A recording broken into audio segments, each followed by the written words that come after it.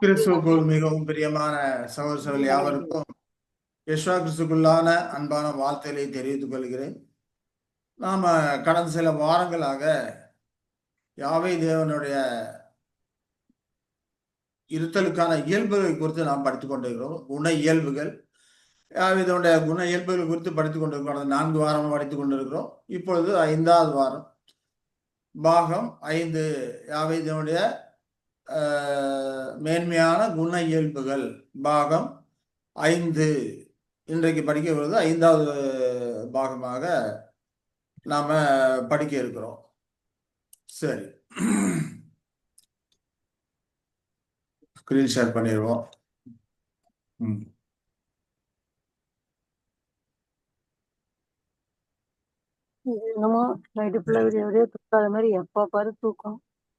தேவனின் உன்னதமான இயல்புகள் இல்லையா, பாகம் 5 இன்னைக்கு பார்க்கிறோம். நம்ம பார்க்க இருக்கிறது யாவே தேவன், அந்த சராசங்கள் படித்த யாவே தேவனை குறித்து நாம படிக்க இருக்கிறோம். தேவன் இதெல்லாம் அறிந்து கொள்வதற்கு நமக்கு கெப்பாசிட்டியே பத்தாது. நமது மூளை திறனு ஏதோ கொஞ்சம்.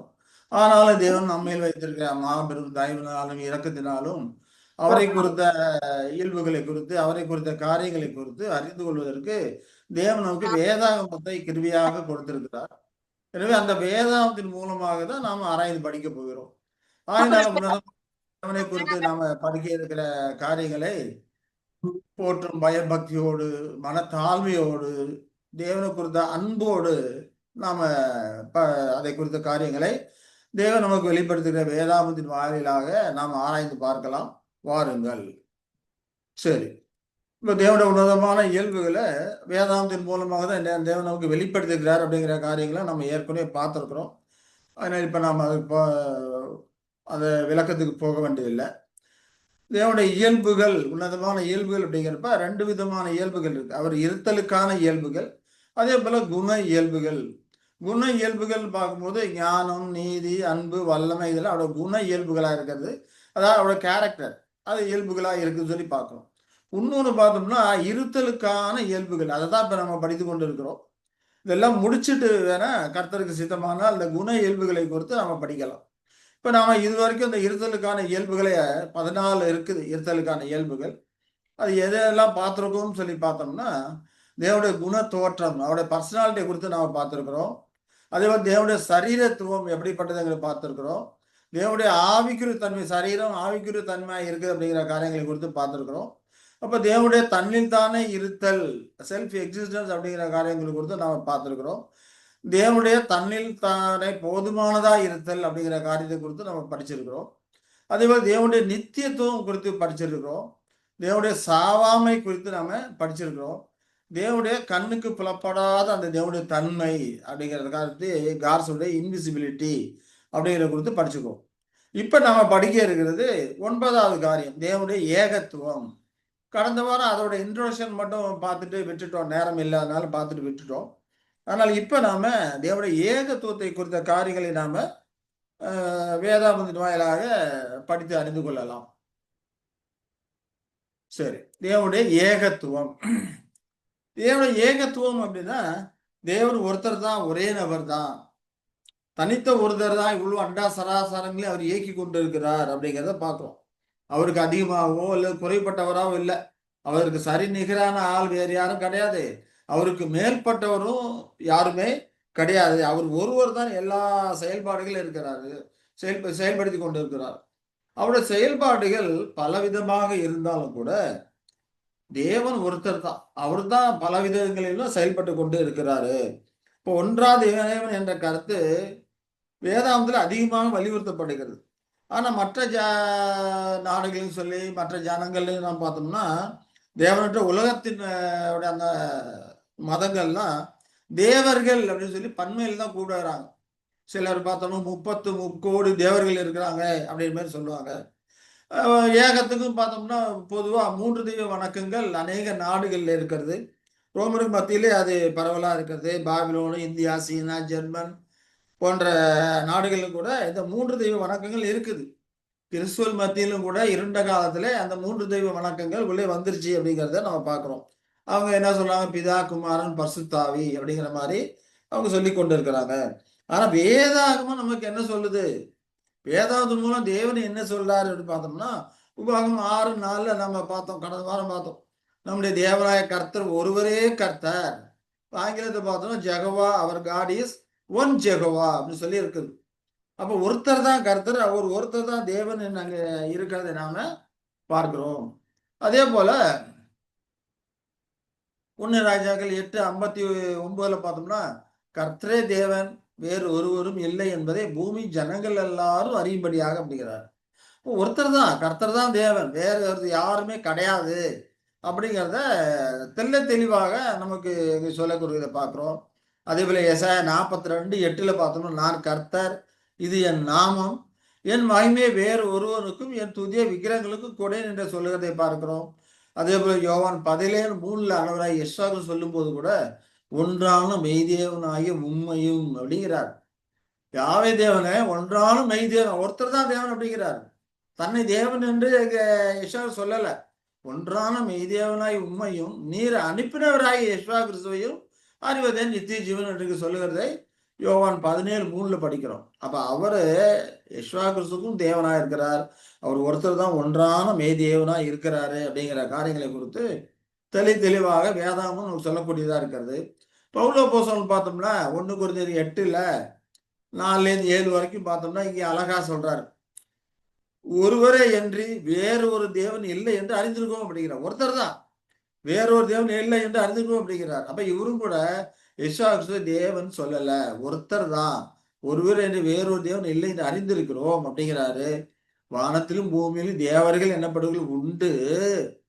அப்போ தேவர்கள் அப்படிங்கிறப்போ இதெல்லாம் பராக்கிரமசாலிகள், பலசாலி அப்படிங்கிற அர்த்தம் கொடுக்கக்கூடியமான அந்த மெயினான அந்த முக்கிய ஹீப்ரு கிரேக்கு வார்த்தையில் இருக்கக்கூடிய காரியங்களை குறிக்கக்கூடியதா இருக்குது. இப்ப தேவர்கள் நினைப்பவர்கள் உண்டு, வானத்திலும் பூமியில் தேவர்கள் நினைப்பவர்கள் உண்டு அப்படிங்கிறப்போ ஏஞ்சலிக் நேச்சர்ல இருக்கக்கூடியவர்களையும் விழுந்து போன தூதர்கள் அல்லது பரிசுத்த தேவ தூதர்கள் இவர்கள் எல்லாம் கூட தேவர்கள் என்று வேதாந்தத்திலே சொல்லப்படுகிறது. அவர்களெல்லாம் பலசாலிகளா இருக்கிறாங்க சொல்லப்படுகிறது. இப்படி அநேக தேவர்கள் அநேக கர்த்தாக்கள் உண்டாயிருந்தாலும் பிதாவாகிய ஒரே தேவன் நமக்கு உண்டு. தேவன் ஒருத்தர் தான், அவராலே தான் சகலம் உண்டாயிருக்கிறது. அப்ப ஏஞ்சலிக் நேச்சர்ல இருக்க தேவ தூதர்களா இருக்கட்டும், அவர்கள் எல்லாமே யாவை தேவனால் உண்டாக்கப்பட்டவர்களா இருக்கிறாங்க. அவருக்கு என்று நாமும் உண்டாயிருக்கிறோம் அப்படின்னு சொல்லி சொல்றாரு. அது மட்டும் இல்லாம யெஷுவா கிறிஸ்து என்னும் ஒரே கர்த்தரும் நமக்கு உண்டு, அவர் மூலமே சகலமும் உண்டாயிருக்கிறது, அவர் மூலமே நாமும் உண்டாயிருக்கிறோம். இப்ப யாவே தேவன் வானத்திலும் பூமியிலும் படைத்த அந்த சகல சிருஷ்டிப்புகளையும் யெஷுவா கிறிஸ்து மூலம் தான் படைச்சிருக்கிறாரு. யெஷுவா கிறிஸ்து மனிதனாக யெஷுவாவை வருவதற்கு முன்பு அவர் லோகாஸ் அப்படிங்கிற நிலையிலே பிதாவோடு இருந்திருக்கிறாரு. பிதாவுடைய முதல் சிருஷ்டிப்பாக இவர் இருந்திருக்கிறாரு. இவர் மூலமாக தான் தேவன் எல்லாத்தையும் உண்டாக்கி இருக்கிறாரு. அப்ப தேவன் அப்படிங்கிறது யாவே தேவன் மட்டும்தான், அவர் ஒருத்தர் தான் அப்படிங்கிறத பார்க்கிறோம் இல்லைங்களா? ஆகிலும் இந்த அறிவு எல்லா இடத்திலும் இல்லை என்று அதையும் அப்போஸ்தலன் சொல்றாரு. இப்படிப்பட்ட அறிவு தேவன் ஒருத்தர் தான் அப்படிங்கிற அறிவு எல்லா இடத்திலும் இல்லை என்று அங்கே சொல்லுவதை நம்ம பார்க்கிறோம். அதே போல கலாத்தியர் 3:20 பவுல் அப்போஸ்தலன் சொல்றாரு, மத்திய தேவனோ ஒருத்தர் தான் தேவன் சொல்றாரு. அதே போல 1 தீமோத்தேயு 2:5 பார்க்கிறோம், தேவன் ஒருவரே என்று சொல்றாரு. யாக்கோபு 2:19 பார்த்தோம்னா யாக்கோபு அப்போஸ்தலன் சொல்றார், தேவன் ஒருவர் உண்டென்று விசுவாசிக்கிறாய், அப்படி செய்கிறது நல்லதுதான் அப்படிங்கிறார். இப்ப தேவன் ஒருத்தர் தான், அதை தான் விசுவாசிக்கணும் அப்படின்னு சொல்லி அங்க சொல்லப்படுவதை நாம பார்க்கிறோம் இல்லைங்களா? அதே போல 1 தீமோத்தேயு 1:17 பார்க்கும்போது, தாம் ஒருவரே ஞானமுள்ள தேவனுமா இருக்கிறவருக்கு கனமும் மகிமையும் சதாகம் உண்டாயிருப்பதாக சொல்லப்படுகிறது பார்க்கிறோம் இல்லையா? அப்போ அதே போல தாம் ஒருவரை ஞானம் உள்ளவருமாகிய நம்முடைய இரட்சகரான தேவனுக்கு கனமும் மகத்துவம் வல்லமையும் அதிகாரமும் இப்பொழுது எப்பொழுதும் உண்டாவதா என்று சொல்லுகிறதை நாம் பார்க்கிறோம். இங்க 1 தீமோத்தேயு 1:17 சொல்லப்பட்ட காரியம் யெஷுவா கிறிஸ்து சொன்னாலும் கூட யெஷுவா கிறிஸ்துவுக்கு தேவன் தம்முடைய அந்த தெய்வீக சுபாவத்தை கொடுத்திருக்கிறார். முதல் தெய்வீக சுபாவத்தை தேவன் யாரு கொடுத்திருக்கிறாரு? யெஷுவா கிறிஸ்துவும் கொடுத்திருக்கிறார். அப்ப அவர் ஞானம் உள்ளவரா இருக்கிறார் என்று அங்க சொல்லக்கூடியதை பார்க்கணும். இது யெஷுவா கிறிஸ்து குறித்து சொல்லப்பட்ட காரியங்களா இருந்தாலும் கூட அவருக்கு தான் முத கொடுத்திருக்கிறாரு அப்படிங்கிற காரியத்தை குறிக்கக்கூடியதா இருக்கிறது. ஆனா யாவே தேவன் தான் ஞானம் உள்ளவராக, எல்லா ஞானத்துக்கும் மேற்பட்டவராக அவர் இருக்கிறாரு அப்படிங்கிற காரியங்களை குறித்து பவுல் அப்போஸ்தலன் நமக்கு தெளிவுபடுத்துகிறாரு அப்படிங்கிறத நாம பார்க்கிறோம். சரி, இதெல்லாம் அப்போ தேவனை நோக்கி மனம் திரும்பி நம்முடைய கர்த்தராகிய யெகோவாவிடம் விசுவாசம் வைத்து இந்த அவருடைய ஒரே பேர குமாரனும் இரட்சகரும் கர்த்தருமாகிய யெகோவாவின் மூலம் தான், அந்த ஒரே வழியின் மூலமா தான் தேவனை அணுக முடியும். ஏன்னா நமக்காக மத்தியஸ்தரா அவரை தான் வச்சிருக்கிறாரு, மீட்பராக அவரை வச்சிருக்கிறாரு. அவர் நமக்காக தம்மை தாமே அவருடைய ஜீவனை பலியாக கொடுத்திருக்கிறாரு. ஆகையினாலதான் இவரை பலியாக யாவே தேவன் வைத்திருக்கிறார். பாவமான மனுக்குலம் எல்லாருமே இவர் வழியாக தான் தேவனை அண்டி சேரணும், கிட்டி சேரணும் சொல்லி இவர் ஒரு வழியாக வைத்திருக்கிறாரு. அப்ப அந்த ஒரே வழியின் மூலமா தான் தேவனை அணுக வேண்டும்.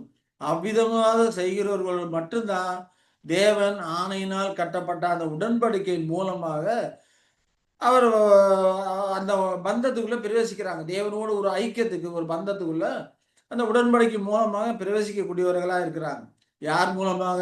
யெகோவா மூலம் வரக்கூடியவராக தான் இருக்கணும். பக்க வழியா வர்றவங்களாம் திருடனும் கொள்ளைக்காரனுமா இருக்கிறான் என்று யெகோவா கிறிஸ்துவே சொல்றதை நம்ம படிச்சிருக்கிறோம் இல்லைங்களா? அப்ப யெகோவா கிறிஸ்து வழியும் சத்தியமும் ஜீவனா இருக்கிறாரு. அவர் மூலமா தான் பிதாவினோட நாம கிட்டு சேர முடியும் அப்படின்னு சொல்லி நம்ம பார்க்கிறோம்.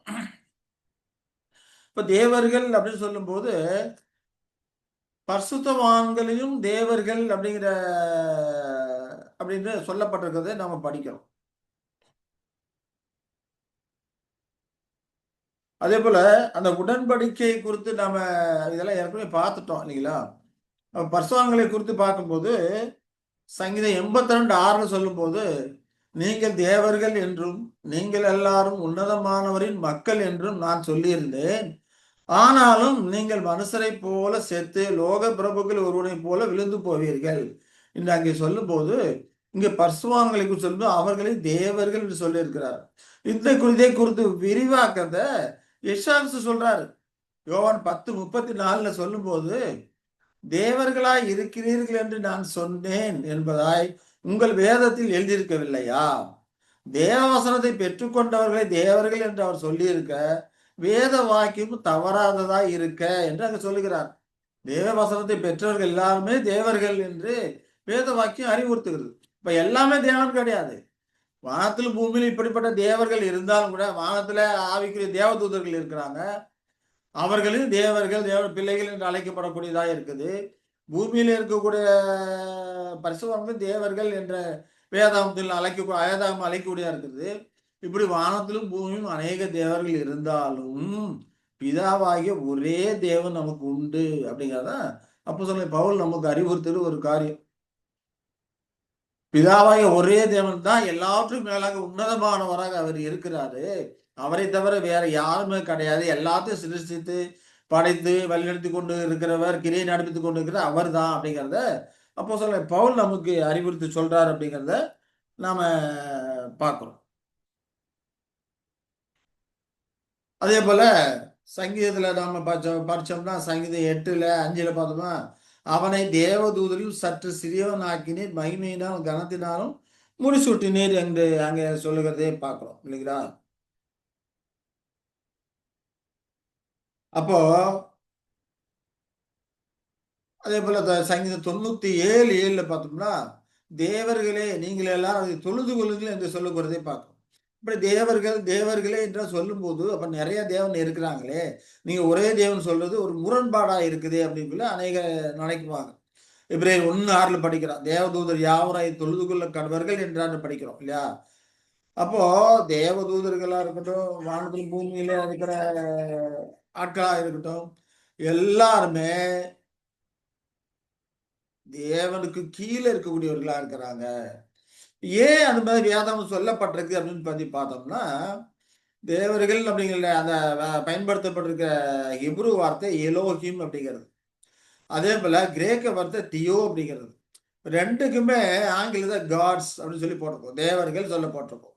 தேவர்கள்லாம் இதுக்கு இன்னொரு அர்த்தமும் இருக்கு. இந்த எலோகிம் தியோ அப்படிங்கிற அந்த வார்த்தைக்கு பராக்கிரமசாலிகள் அப்படிங்கிற அர்த்தமும் இருக்குது. அப்ப இவர்கள் எல்லாமே பராக்கிரமசாலிகளா இருக்கிறாங்க. ஏன்னா சாத்தானையும் தேவன் என்ற பிரபஞ்சத்தின் தேவன் என்று அழைக்கிறோம் இல்லையா? ஏன்னா அவனும் ஒரு பராக்கிரமசாலியா இருக்க, பூமியில ரொம்ப பராக்கிரமசாலியாக அவன் இருந்து கொண்டிருக்கிறான். தேவதூதர்கள் பராக்கிரமசாலியாக இருந்து கொண்டிருக்கிறாங்க. பூமியில இருக்க மனுஷர்களும் அநேகர் சிலர் பராக்கிரமசாலிகளாக இருக்கிறாங்க இல்லைங்களா? இப்ப இவர்கள் எல்லாமே தேவர்கள். அந்த வார்த்தை குறித்து தான் வேதம் அழைக்கிறது. அததான் பவுலப்பா சொல்லும்போது, வானத்திலும் பூமி இப்படி தேவர்கள்லாம் இருந்தாலும் பிதாவாகிய ஒரே தேவன் உண்டு. பிதாவாகிய தேவனுக்கு சொல்லும்போது அதை விசேஷித்த விதமாக ஒரே தேவன் அப்படிங்கிற கருத்துல அங்க சொல்லக்கூடிய ஒரு காரியம், இந்த ஏலோகியம் தியோய் அப்படிங்கிறது யாவே தேவனுக்கு பயன்படுத்தும் போது விசேஷித்த விதமான ஒரே தேவன் அப்படிங்கிற அர்த்தத்துல அது பயன்படுத்தக்கூடியதாக இருக்குது அப்படிங்கிறத நாம புரிந்து கொள்கிறோம். அப்போ தேவர்கள் அப்படிங்கிறது பராக்கம் உள்ள யாவருக்கும் பொருந்தக்கூடியதா இருக்குது. மனுஷனுக்கு அது பொருந்தும்.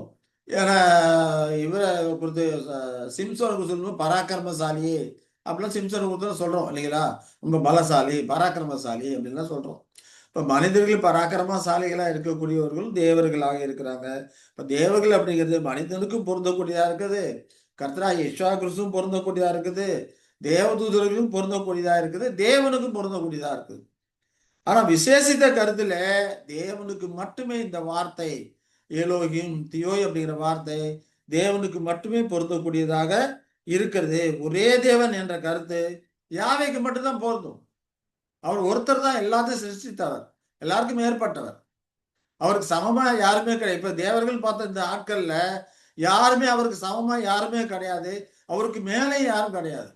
யாவே தேவன் மட்டும்தான் எல்லாத்துக்கும் மேன்மையானவராக உன்னதமானவராக இருக்கிறாரு. அவர் தான் சகலத்தை ஈக்கிவிட்டு இருக்கிறாரு. இந்த தேவர்கள் நம்ம பார்த்த தேவ தூதர்களா இருக்கட்டும், மனுஷங்களா இருக்கட்டும், எல்லாத்தையுமே படிச்சவர் தான் யாவே தேவன். அவர் தான் உன்னதமான ஒரே தேவன் அப்படிங்கிற விசேஷித்த கருத்துப்படியாக அங்க இருக்குது அப்படின்னு சொல்லி நாம இந்த காரியங்களை புரிந்து கொள்கிறோம் இல்லைங்களா? அதே போல பிரஜாதிகளும் தேவர்களையும் வேதாகமும் தேவர்கள் அப்படித்தான் சொல்லுது. இந்த கதை தேவர்கள் சொல்லுது. அப்ப பிரஜாதிகள் தேவர்கள் சொல்லும் போது அங்க என்ன அர்த்தம் அங்க பார்க்கணும்? பராக்கிரமசாலிகள் என்றுதான் நம்ம பார்க்கணும். அதே போல வேதாந்தோடு அழைக்கப்பட விழுந்து போன தூதர்களாகிய அந்த பிசாசுகளும் இதாகவே பராக்கிரமசாலிகள் தான் இருக்கிறாங்க. அப்ப பராக்கிரமசாலிகள் அப்படிங்கிற அர்த்தத்துல பார்க்கும்போது அது மனிதனுக்கும் பொருந்தும், தேவதூதர்களுக்கும் பொருந்தும், கர்த்தராகிய இயேசு கிறிஸ்துவுக்கும் பொருந்தும் கூடியதா இருக்குது. தேவனுக்கும் பொருந்தக்கூடியதா இருக்குது. விசேஷித்த விதமான அர்த்தத்திலே நாம பார்த்தோம்னா தேவனுக்கு மட்டுமே அது பொருந்தக்கூடியதா இருக்கிறது அப்படின்னு சொல்லி நாம பார்க்கிறோம் இல்லைங்களா? உபாகம் 32:16 பார்த்தோம்னா அந்நிய தேவர்களால் அவருக்கு எரிச்சலை மூட்டினார்கள் என்று சொல்லப்பட்டிருக்கிறது நம்ம பார்க்கிறோம். அப்ப அவர்களுக்கும் அந்த வார்த்தை பயன்படுத்தப்பட்டிருக்கு. அந்நிய தேவர்களால் இருக்கக்கூடியவர்களுக்கும் அந்த வார்த்தை பயன்படுத்தப்பட்டிருக்குது. அதே போல உபாகம் 32:17 பார்த்தோம்னா நூதனமாய் தோன்றிய புது தெய்வங்களுமாகிய பேய்களுக்கே பலியிட்டார்கள் சொல்லப்பட்டிருக்கிறது. 1 கொரிந்தியர் 10:20 பார்த்தோம்னா அஞ்ஞானிகள் பலியிடுகிறவர்களை தேவனுக்கு அல்ல பேய்களுக்கே பலியிடுகிறார்கள் என்று சொல்லப்பட்டிருக்கிறதை நான் பார்க்கிறோம். இப்ப இவர்கள்லாம் விழுந்து போன தேவ தூதர்களாக இருக்கிறாங்க. இப்ப அவர்களையும் தேவர்கள் என்று அங்கே வேதாந்தம் அழைக்கிறத நாம பார்க்கிறோம். அப்படிலாம் இருந்தாலும் கூட வானத்திலும் பூமியிலும் இப்படிப்பட்ட தேவர்கள் நடிப்பவர்கள் இருக்கிறாங்க. இப்படி அநேக தேவர்கள் அநேக கர்த்தாக்கள் உண்டாயிருந்தாலும் பிதாவாகிய ஒரே தேவன் நமக்கு உண்டு. அவரால் தான் சகலம் உண்டாயிருக்கிறது. அவருக்கென்றே நாமும் உண்டாயிருக்கிறோம். அதே போல யெஷுவா என்னும் ஒரே கர்த்தர் நமக்கு உண்டு. அவர் மூலமாய் சகலமும் உண்டாயிருக்கிறது. அவர் மூலமாய் நாமும் உண்டாயிருக்கிறோம் என்று விரிவான ஒரு விழாவாரியாக அங்கே பவுலப்பன் சொல்றார். ஆனால் இந்த அறிவு எல்லாரிடத்திலும் இல்லை அப்படிங்கிறது அதையும் அங்க குறிப்பிட்டு அங்க சொல்லுகிறார். இந்த பிரஜாதி மக்கள் எல்லா இடத்திலும் இல்லை. ஏன் கிறிஸ்துவ மற்ற மக்களிடத்திலும் கூட இந்த அறிவு இல்லை. அவர்களும் அநேகர் 3 தெய்வ வணக்கங்களை கொண்டவர்களாக இருக்கிறாங்க அப்படின்னு சொல்லி பார்க்கிறோம் இல்லையா? இப்ப தேவன் ஒருவர் தான், ஒரே நபர் தான், ஒருவருக்கு அதிகமானவர் அல்ல, தனிப்பட்ட ஒருவர் அவர். அதனால்தான் அவர் ஏகத்துவம் அப்படின்னு சொல்லி நம்ம பார்க்கிறோம். அவருக்கு சேவை செய்வதிலே நாம களி கூறக்கூடியவர்களா நம்ம ஏகத்துவமா இருக்கக்கூடிய ஒரே தேவன் அவருக்கு சேவை செய்வதிலே நாம் களி கூறக்கூடியவர்கள் நாம இருக்கிறோம். உண்மையிலே உன்னதமான அந்த தேவன் நம்மையும் படைச்சிருக்கிறாரு, தேவதூதர்களையும் படைச்சிருக்கிறாரு, எல்லாத்தையும் படைச்சிருக்கிறாரு. இப்ப நமக்கு அவர் தம்முடைய மகிமையான காரியம் வெளிப்படுத்திருக்கிறார், நம்ம ரட்சிப்பின் திட்டத்தை வெளிப்படுத்திருக்கிறாரு, அவர் குண இயல்புகளை வெளிப்படுத்திருக்கிறார். அப்படிப்பட்ட உன்னதமான தேவனை நாம் அறிந்து கொள்வதிலே மிகவும் மகிழ்ச்சியும் சந்தோஷமும் கலிகூறுதலும் அடையக்கூடியவர்களாக நாம இருக்கிறோம். இதற்கெல்லாம் நம்ம தகுதியானவர்கள் அல்ல. அப்படிப்பட்டவரை அறிந்து கொள்வதற்கு நாம் தகுதியானவர்கள் அல்ல. அப்படி இருந்தாலும் கூட, தகுதி இல்லாமல் இருந்தாலும் கூட, தேவன் நம்மேல் வைத்திருக்கிற அந்த மாபெரும் தயவுனால் இறக்கத்தானே இப்படிப்பட்ட அறிவை வேதாகமத்தின் மூலமாக நாம வெளிப்படுத்துகிறாரு அப்படிங்கிறத நாம புரிந்து கொள்ளுகிறோம். அப்ப தேவன் சர்வத்துக்கும் ஏகத்துவமாக இருக்கிறார். அவர் ஒருத்தர் தான் தேவன் அப்படிங்கிறத இதன் மூலமாக நாம புரிந்து கொண்டிருக்கிறோம். சரி, அடுத்தது அவருடைய இருத்தலுக்கான இயல்பு அப்படின்னு பார்த்தோம்னா, தேவனுடைய சர்வ வல்லமை. 10வதா நம்ம பார்க்க இருக்கிறது தேவனுடைய சர்வ வல்லமை. இப்ப தேவன் சர்வ வல்லவர் அப்படிங்கிறது அந்த அப்படிப்பட்ட ஒரு பொருள் கொள்ளப்படுகிறது. எதையுமே செய்யக்கூடிய ஒரு வல்லவர், அவரால் செய்ய முடியாத காரியம் எதுவுமே கிடையாது அப்படிங்கிற ஒரு அர்த்தத்துல தான் அநேகர் இதை குறித்து பொருள்படுகிறாங்க. ஆனா அப்படிப்பட்ட பொருள் விளக்கம் அசல் பொருத்தமா இல்லாத அளவுக்கு இருக்கு. எதையுமே செய்ய தேவன் சர்வ வல்லவரா இருக்கிறாரு அப்படின்னு கருத்திலே கொண்டோம்னா, அப்படிப்பட்ட பொருள் விளக்கம் நிச்சயமா அது பொருத்தம் இல்லாத அளவுக்கு இருக்கிறது. ஆனா இந்த கருத்து தான் அதிகமா பறந்து இருக்கிறது எல்லா இடத்துலயுமே. தேவன் செய்ய முடியாதது எதுவுமே கிடையாது, எல்லாத்தையும் செய்ய வல்லவரா இருக்கிறார் அப்படின்னு சொல்லி அநேகர் நினைக்கிறாங்க. ஆனா தேவனால் செய்யக்கூடாதவைகள் சில இருக்குது அப்படின்னு சொல்லி வேதாகம் நமக்கு அறிவுறுத்துது. செய்யக்கூடாதவைகள் அல்லது தேவன் செய்யாதவைகள், செய்ய விருப்பப்படாதவைகள், செய்யக்கூடாதவைகள், தேவன் செய்ய விருப்பப்படாதவைகள், அப்படிப்பட்ட காரியங்களும் இருக்குது. அப்படிப்பட்ட காரியங்கள் செய்யவே மாட்டாரு. அப்படிங்கிறப்ப தேவனுடைய சர்வ வல்லமை அப்படிங்கிறத எல்லாத்தையுமே அவர் செய்வார் அப்படிங்கிறது சரியான பொருத்தமான அர்த்தம் உடையவ இருக்கிறது. சில காரியங்களை தேவன் செய்யவே மாட்டார் என்று நம்ம புரிந்து கொள்ளுகிறோம். இப்ப வேதாந்தத்துல தேவனால் பொய் சொல்ல முடியுமா? நிச்சயம் அவர் பொய் சொல்லவே மாட்டார் இல்லையா? ஏன் ஏன் பொய் சொல்ல மாட்டாரு? நீதி நியாயமா அவர் சிங்காசனத்தின் ஆதாரமா இருக்குன்னு சொல்லி படிக்கிறோம். அப்ப தேவனால் பொய் சொல்ல இயலாது, பொய் சொல்லவே மாட்டார் இல்லையா? எபிரேயர் 6:18 நம்ம படிக்கிறோம். எவ்வளவு வேணும் பொய்யுரையாத தேவன் அப்படி செய்தார் இல்லையா? எவ்வளவு வேணும் பொய்யுரையாத தேவன் என்று யாரை குறித்து படிக்கிறோம். இப்போ பொய்யுரையாத தேவன், அவரால் பொய் சொல்ல முடியுமா? ஏமாற்ற முடியுமா? நாம சர்வ சாதாரணமா பொய் சொல்லுவோம் இல்லையா? நாம பொய் சொல்லும்போது அவரால் பொய் சொல்ல முடியுமா? பொய் சொல்ல மாட்டார். எவ்வளவு வேணும் பொய்யுரையாத தேவன் என்று வேதாந்த மூலமா அவருடைய இயல்பை குறித்து நமக்கு வெளிப்படுத்துகிறாரு. இப்ப தேவன் சர்வ வல்லவர், எல்லாத்தையும் செய்ய வல்லவர் அப்படிங்கிறப்ப பொய் சொல்றதுக்கு அவரு செய்வாரா? செய்ய மாட்டாரே. அப்ப அந்த எல்லாத்தையும் செய்ய வல்லவரா இருக்கிறார் அப்படிங்கிற கருத்து அது முழுமையான அர்த்தத்தை உடையதாக அங்க இல்ல. தேவனால் பொய் சொல்ல இயலாது அப்படிங்கிறத நம்ம வேதாந்தம் மூலமாக நாம் பார்க்கிறோம். அதே போல தம்மை தாமே மறுதலிக்க மாட்டார். நாம் ஒரு காரியத்தை நீங்க செஞ்சு இல்ல நான் செய்யல நான் இப்படி அல்ல அப்படியெல்லாம் நாம சொல்லிட்டு இருப்போம். ஆனா தேவன் அப்படி என்ன பண்ண மாட்டாரு, தம்மை தாமே மறுதலிக்க மாட்டாரு அப்படிங்கிறத நம்ம புரிந்து கொள்ளுகிறோம் இல்லையா? அது வேதவசனம் 2 தீமோத்தேயு 2:13 பார்த்தோம்னா, அவர் தம்மை தாம் மறுதலிக்க மாட்டார் இல்லையா? நாம் உண்மை இல்லாதவர்களா இருந்தாலும் அவர் உண்மையுள்ளவரா இருக்கிறார். அவர் தம்மை தாம் என்ன பண்ண மாட்டாரு, மறுதலிக்க மாட்டார் என்று நாம இந்த காரியங்களை புரிந்து கொள்கிறோம் இல்லைங்களா? அப்ப இது அவர் என்னது செய்ய இயலாத செய்யாத ஒரு காரியமா இருக்குது அப்படிங்கிறத நம்ம இதன் மூலமாக புரிந்து கொள்ளுகிறோம். சரி,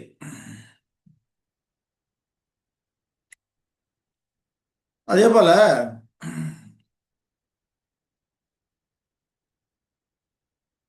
அவரால் பாவம் செய்யவோ பாவத்துக்கு துணை போகவோ அவரால் கூடாது இல்லையா? பாவத்தால் சோதிக்கப்படவும் அவரால் கூடாது. அவர் குண விசேஷங்களுக்கு முரண்பாடாக அவர் எதையுமே அவர் அநியாயம் செய்வாரா? செய்ய மாட்டாரு. தீமையான காரியங்கள் செய்வாரா? செய்ய மாட்டாரு இல்லையா? அப்ப இதெல்லாம் அவரால் செய்ய இயலாத ஒரு காரியமா இருக்கிறது அப்படின்னு சொல்லி நம்ம பார்க்கிறோம். எபிரேயர் 1:13 பார்க்கும்போது, தீமையை பார்க்க மாட்டாத சுத்த கண்ணனே, அநியாயத்தை நோக்கி கொண்டிருக்க மாட்டீரே அப்படிங்கிறார். அப்ப அவரால் அநியாயம் செய்ய முடியாது, செய்யவும் மாட்டாரு, செய்ய முடியாது, செய்ய மாட்டாரு அப்படின்னா செய்ய முடியாது. அவர் நீதியுள்ள தேவன். அப்ப அநியாயம் செய்ய மாட்டாரு, நீதிக்கு புறம்பாக எந்த ஒரு காரியமே செய்ய மாட்டாரு. அதே போல யாக்கோபு 1:13 படிக்கிறோம், தேவன் பொல்லாங்கினால் சோதிக்கப்படுகிறவர் அல்ல, ஒருவனையும் அவர் சோதிக்கிறவரும் அல்ல என்று அங்க இருக்கிறதை நம்ம பார்த்தோம் இல்லைங்களா. யாரும் அவரை சோதிக்க முடியாது. அதே போல ஒருவனையும் அவர் பொல்லாங்கினால் சோதிக்க மாட்டாரு அப்படிங்கிற காரியத்தை குறித்து நம்ம இந்த வேத வசனங்கள் மூலம் புரிந்திருக்கிறோம் இல்லையா. பாவத்துக்கு தயை செய்ய முடியாது, பாவத்தால் சோதிக்கப்படவும் முடியாது. அவரது குண விசேஷங்கள் முரண்பாடாக அவர் எதையும் செய்ய முடியாது. அப்ப இதெல்லாம் அவரால் செய்ய இயலாத முடியாத ஒரு காரியங்களாக இருக்கிறது அப்படின்னு சொல்லி நம்ம பார்க்கிறோம். அது மட்டுமல்ல, ஒரு நிகழ்வு கடந்த காலத்தில் நிகழ்ந்து விட்டது, நிகழ்ந்த நிகழ்வுகளை நிகழாததாக அவரால் செய்ய முடியுமா? அதுவும் அவர் செய்ய முடியாது. கடந்த கால நிகழ்ச்சிகளை மாற்றி அமைக்க முடியாது. நடந்தது நடந்ததுதான், அதை மாற்றி அமைக்க முடியாது. ஆனா நிகழ்ந்தது ஒரு அந்த உண்மையை உண்மையற்றதாக அல்லது நிகழாத மாற்றி அமைக்க முடியாது. அதே சமயத்துல ஒரு நிகழ்வு நிகழ இருக்குதுன்னா அந்த நிகழ்வு நிகழாதபடி தடுக்க முடியும், அட்வான்ஸா தடுக்க முடியும். ஆனா ஒரு நிகழ்வு நடந்த ஒரு நிகழ்வை நிகழாததாக அவரால் செய்ய முடியாது, மாற்றி அமைக்க முடியாது. ஆனா நிகழ்ந்த பின்னர் அதன் விளைவை அவரால் செய்ய முடியும். ஒரு நிகழ்ச்சி நடந்துருச்சுன்னா அதோட விளைவை அவரால் செவைப்படுத்த முடியும் இல்லைங்களா. அப்ப இதெல்லாம் அவரால் செய்ய முடியாத ஒரு காரியமா இருக்குது. ஆதான் பாவம் செஞ்சுட்டான். அப்ப பாவம் செய்யாதவனாக அவனை ஆக்க முடியுமா? நிகழ்வு நடந்து விட்டது. நடந்த நிகழ்வை நிகழாததாக அவர் என்ன பண்ண ஆக்க முடியாது. பாவம் செய்யாதவனாக அவனை என்ன பண்ண முடியாது, ஆக்க முடியாது. ஆனா அதன் விளைவுகளை செவைப்படுத்த முடியும். பாவத்தின் விளைவுகளை அவனுக்கு ஒரு பாடமாக கற்றுக்கொண்டு மறுபடியும் அவனை மீட்டெடுத்து பழைய நிலைக்கு அவனை கொண்டு வர முடியும் இல்ல. அப்ப அந்த அந்த நிகழ்வை அவரால் செவைப்படுத்த முடியும். அதை அவனுக்கு பிரயோஜனமா இருக்கும்படி அதை மாற்றி அமைக்க முடியும். பாவம் செஞ்சுட்டான், தீமைய அனுபவங்கள் வருது, அந்த தீமையான அனுபவங்கள் அவனுக்கு பிரயோஜனமா இருக்கும்படி அந்த நிகழ்வை செவ்வைப்படுத்த முடியும், மாற்றி அமைக்க முடியும். ஆனால் நிகழ்ந்த உண்மையை உண்மையற்றதாக அவரால் செய்ய முடியாது. இதெல்லாம் அவரால் செய்ய முடியாத ஒரு காரியமா இருக்கிறது அப்படிங்கிறத நாம பார்ப்போம் இல்லைங்களா. சரி, அப்போ தேவன் எல்லாத்தையும் செய்ய வல்லவர் அப்படிங்கிற கருத்து அந்த விவாதம் தவறான ஒரு காரியமா இருக்கு. வேதாகமும் அப்படி சொல்லல. அப்ப அப்படின்னா வேதாகமத்துல என்னதான் விளக்கம் கொடுக்கப்பட்டிருக்கு? தேவன் சர்வ வல்லவர் சொல்லப்பட்டிருக்கு வேதாகமும். இப்ப தேவன் சர்வ வல்லவர்னா எந்த விதத்தில் அவர் சர்வ வல்லவரா இருக்கிறார், சர்வ வல்லமை படைத்தவரா இருக்கிறாரு? அதோட விளக்கம் என்ன? வேதாகம் எப்படி அந்த குறித்த காரியங்களை நமக்கு விவரிக்கிறது அப்படின்னு சொல்லி பார்த்தோம்னா நம்ம என்ன பண்ணோம், வேத வசனங்கள் மூலமாக தான் அந்த காரியங்களை அறிந்து கொள்ள முடியும். சங்கீதம் 36:9 படிக்கிறோம், உம்முடைய வெளிச்சத்திலே வெளிச்சம் காண்கிறோம். வேத வசனமே வெளிச்சம் தான் இல்லையா. அந்த வெளிச்சத்துக்குள்ள நம்ம என்ன பண்ணோம், வெளிச்சம் காணக்கூடியவர்களாக நாம இருக்கணும். அது ஒரு ஜீவ ஊற்றா இருக்கிறது.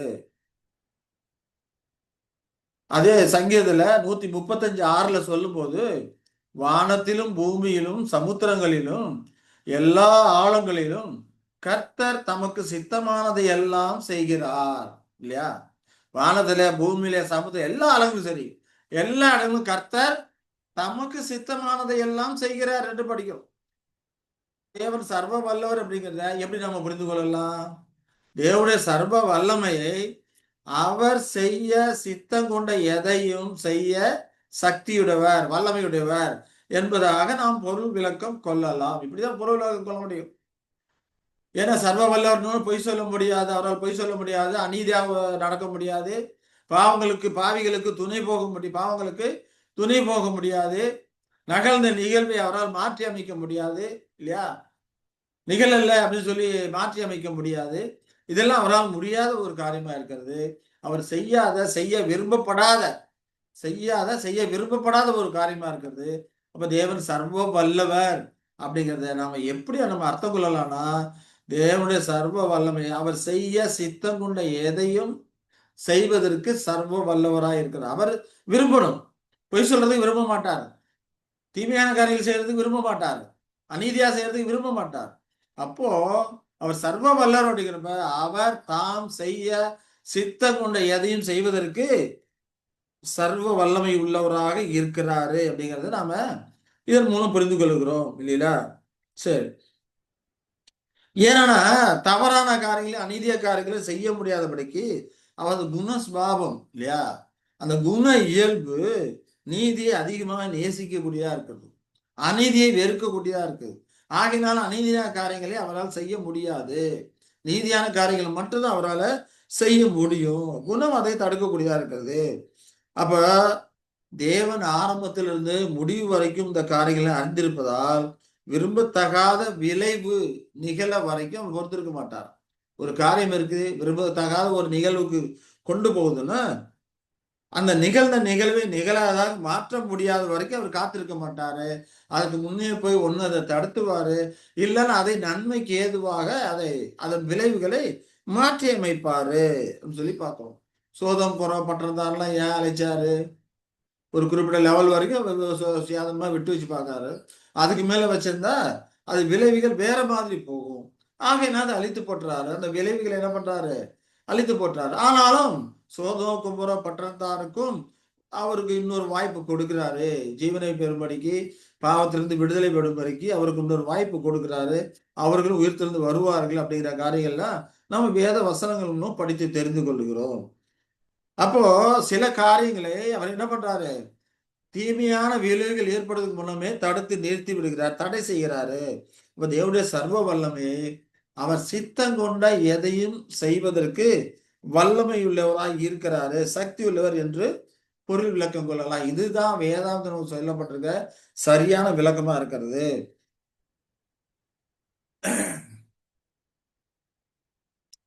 சரி, இப்போ சங்கீதம் 115:3 படிக்கிறோம். தேவன் பரலோகத்தில் இருக்கிறார், தமக்கு சித்தமான யாவையும் செய்கிறார், சித்தம் இல்லாத எதையும் செய்ய மாட்டார் இல்லையா? அப்போ தமக்கு சித்தமான யாவையும் செய்யக்கூடியவராய் இருக்கிறான்னு சொல்லி நம்ம பார்க்கிறோம் இல்லையா?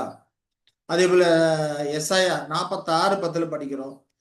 என் ஆலோசனை நிலைநிற்கும், எனக்கு சித்தமானவைகளை எல்லாம் செய்வேன். அப்ப தேவன் அவருக்கு சித்தமானவைகள் செய்வதற்கு சர்வ வல்லமை உள்ளவராக இருக்கிறாரு. அப்ப அவருக்கு சித்தம் இல்லாதவைகளை அவர் என்ன பண்ண மாட்டாரு? செய்ய மாட்டார். சர்வ வல்லமை இருக்குது அப்படிங்கிறதுக்காக அநீதியான காரியங்கள் செய்வதோ, பொய் சொல்வதோ, பாவமான காரியங்கள் துணை போவதோ அதெல்லாம் என்ன பண்ண மாட்டாரு? செய்ய மாட்டாரு. ஆகையினால தேவன் சர்வ வல்லவர் அப்படிங்கிறப்போ அவருக்கு சித்தமானதை எல்லாம் செய்வதற்கு சர்வ வல்லவராய் இருக்கிறாரு அப்படிங்கிறதா அதோட சரியான ஒரு அர்த்தமா இருக்கிறது. 46:11 கூட நம்ம படிக்கிறோம் இல்லையா? அதை சொன்னேன், அதை நிறைவேற்றுவேன், அதை திட்டம் பண்ணினேன், அதை செய்து முடிப்பேன். அப்ப அவருக்கு சித்தமானவைகளை எல்லாம் திட்டம் பண்ணி அவர் செய்து முடிக்க சர்வ வல்லவராக இருக்கிறாரு அப்படிங்கிறத நம்ம பார்க்கிறோம் இல்லைங்களா? யோபு கூட சொல்றார். யோபு 23:13 14 வசனங்களை நாம பார்த்தோம்னா என்ன சொல்றாரு?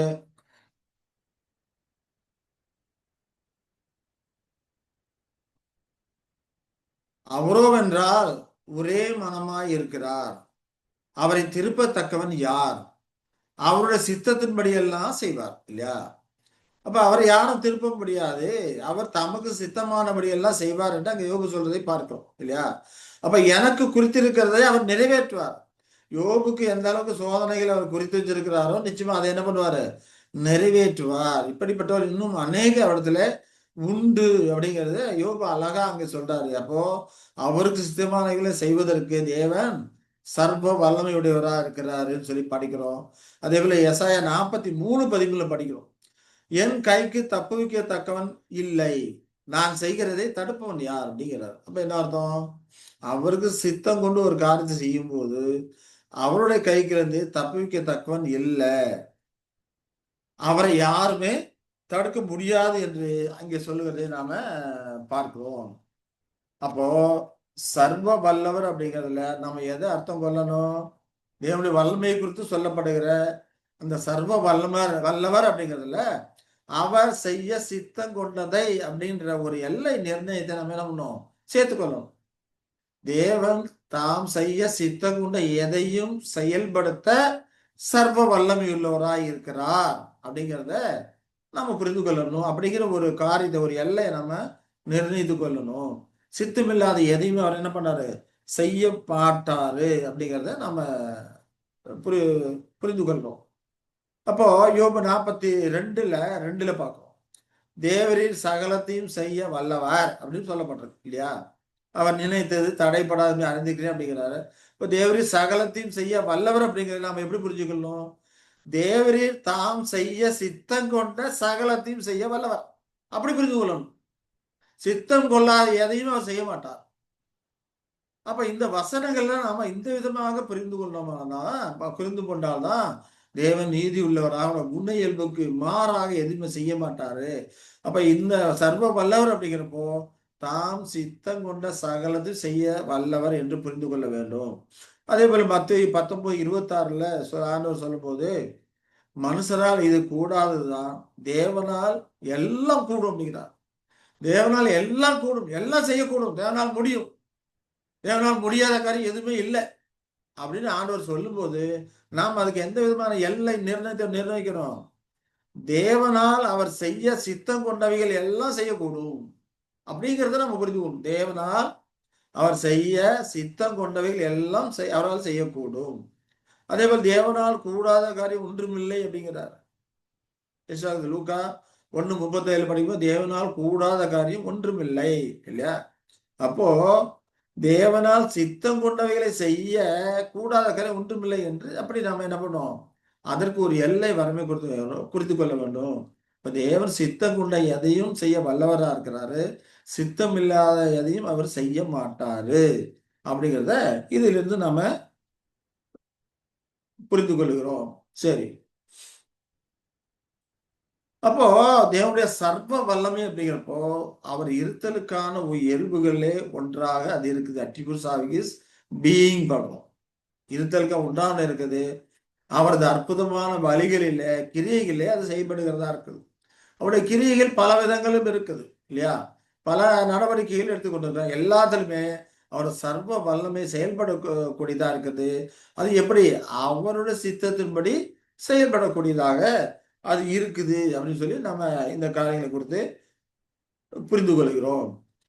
இப்போ ஆதியாகமம் 17:1 படிக்கிறோம். ஆபிரகாம் 99 வயதான போது கர்த்தர் ஆபிரகாம் தரிசனமாகி, நான் சர்வ வல்லமையுள்ள தேவன், நீ எனக்கு முன்மா நடந்து கொண்டு உத்தமனாயிரு அப்படிங்கிறார் இல்லையா. சர்வ வல்லமையுள்ள தேவன், உத்தமனாயிரு, உனக்கு குழந்தை பிறக்க வைப்பேன் அப்படின்னு சொல்லி அங்க சொல்றாரு. நான் சர்வ வல்லமையுள்ள தேவன் அப்படிங்கிறார். அதே போல ஆதியாகமம் 18:14 பார்த்தோம்னா, கர்த்தரால் ஆகாத காரியம் உண்டோ, உற்போகால திட்டத்தில் உன்னிடத்துக்கு திரும்ப வருவேன், அப்பொழுது சாராளுக்கு ஒரு குமாரன் இருப்பாள் என்று அங்கே உறுதி சொல்றதை நாம் பார்ப்போம். அப்போ ஆபிரகாமுக்கு பிள்ளை கொடுக்க வேண்டும், அவன் சந்ததி மூலமாக அனைவரை ஆசிர்வதிக்க வேண்டும் தேவன் சித்தம் கொண்டிருக்கிறாரு. அவனுக்கு 100 வயது ஆனாலும் கூட, சாராளுக்கு 90 வயது ஆனாலும் கூட அவரால் இந்த காரியத்தை என்ன பண்ண முடியும், அவர் சித்தம் கொண்டிருக்கிறாரு. ஆகினால் அவரால் இதை செய்ய முடியும் அப்படிங்கிறத நாம புரிந்து கொள்ளுகிறோம் இல்லைங்களா. சரி, அதே போல அவர் சித்தம் கொண்ட எல்லாத்தையும் செய்யறதற்கு யாவையில் நித்தியமான பலன் இருக்குது. அவ்வளவு ஸ்ட்ரென்த் அவர்கிட்ட இருக்குது. அந்த பலன் குறைந்து போகக்கூடிய பலன் அல்ல, அந்த வல்லமை குறைந்து போகக்கூடிய வல்லமை அல்ல, நித்தியமான வல்லமை அப்படிங்கிறத நம்ம பார்க்கிறோம். இங்க எசாயா 26:4 படிக்கிறோம். எசாயா 26:4 படிக்கும்போது, கர்த்தரை அன்றண்டைக்கு நம்புங்கள், கர்த்தராய யாவே நித்திய கண்மலையா இருக்கிறான்னு சொல்லி பார்க்கிறோம். நித்திய கண்மலையிலிருந்து எவர்லாஸ்டிங் ஸ்ட்ரென்த் அப்படின்னு சொல்லி போடப்பட்டோம். நித்திய கண்மலையா இருக்கிறார்.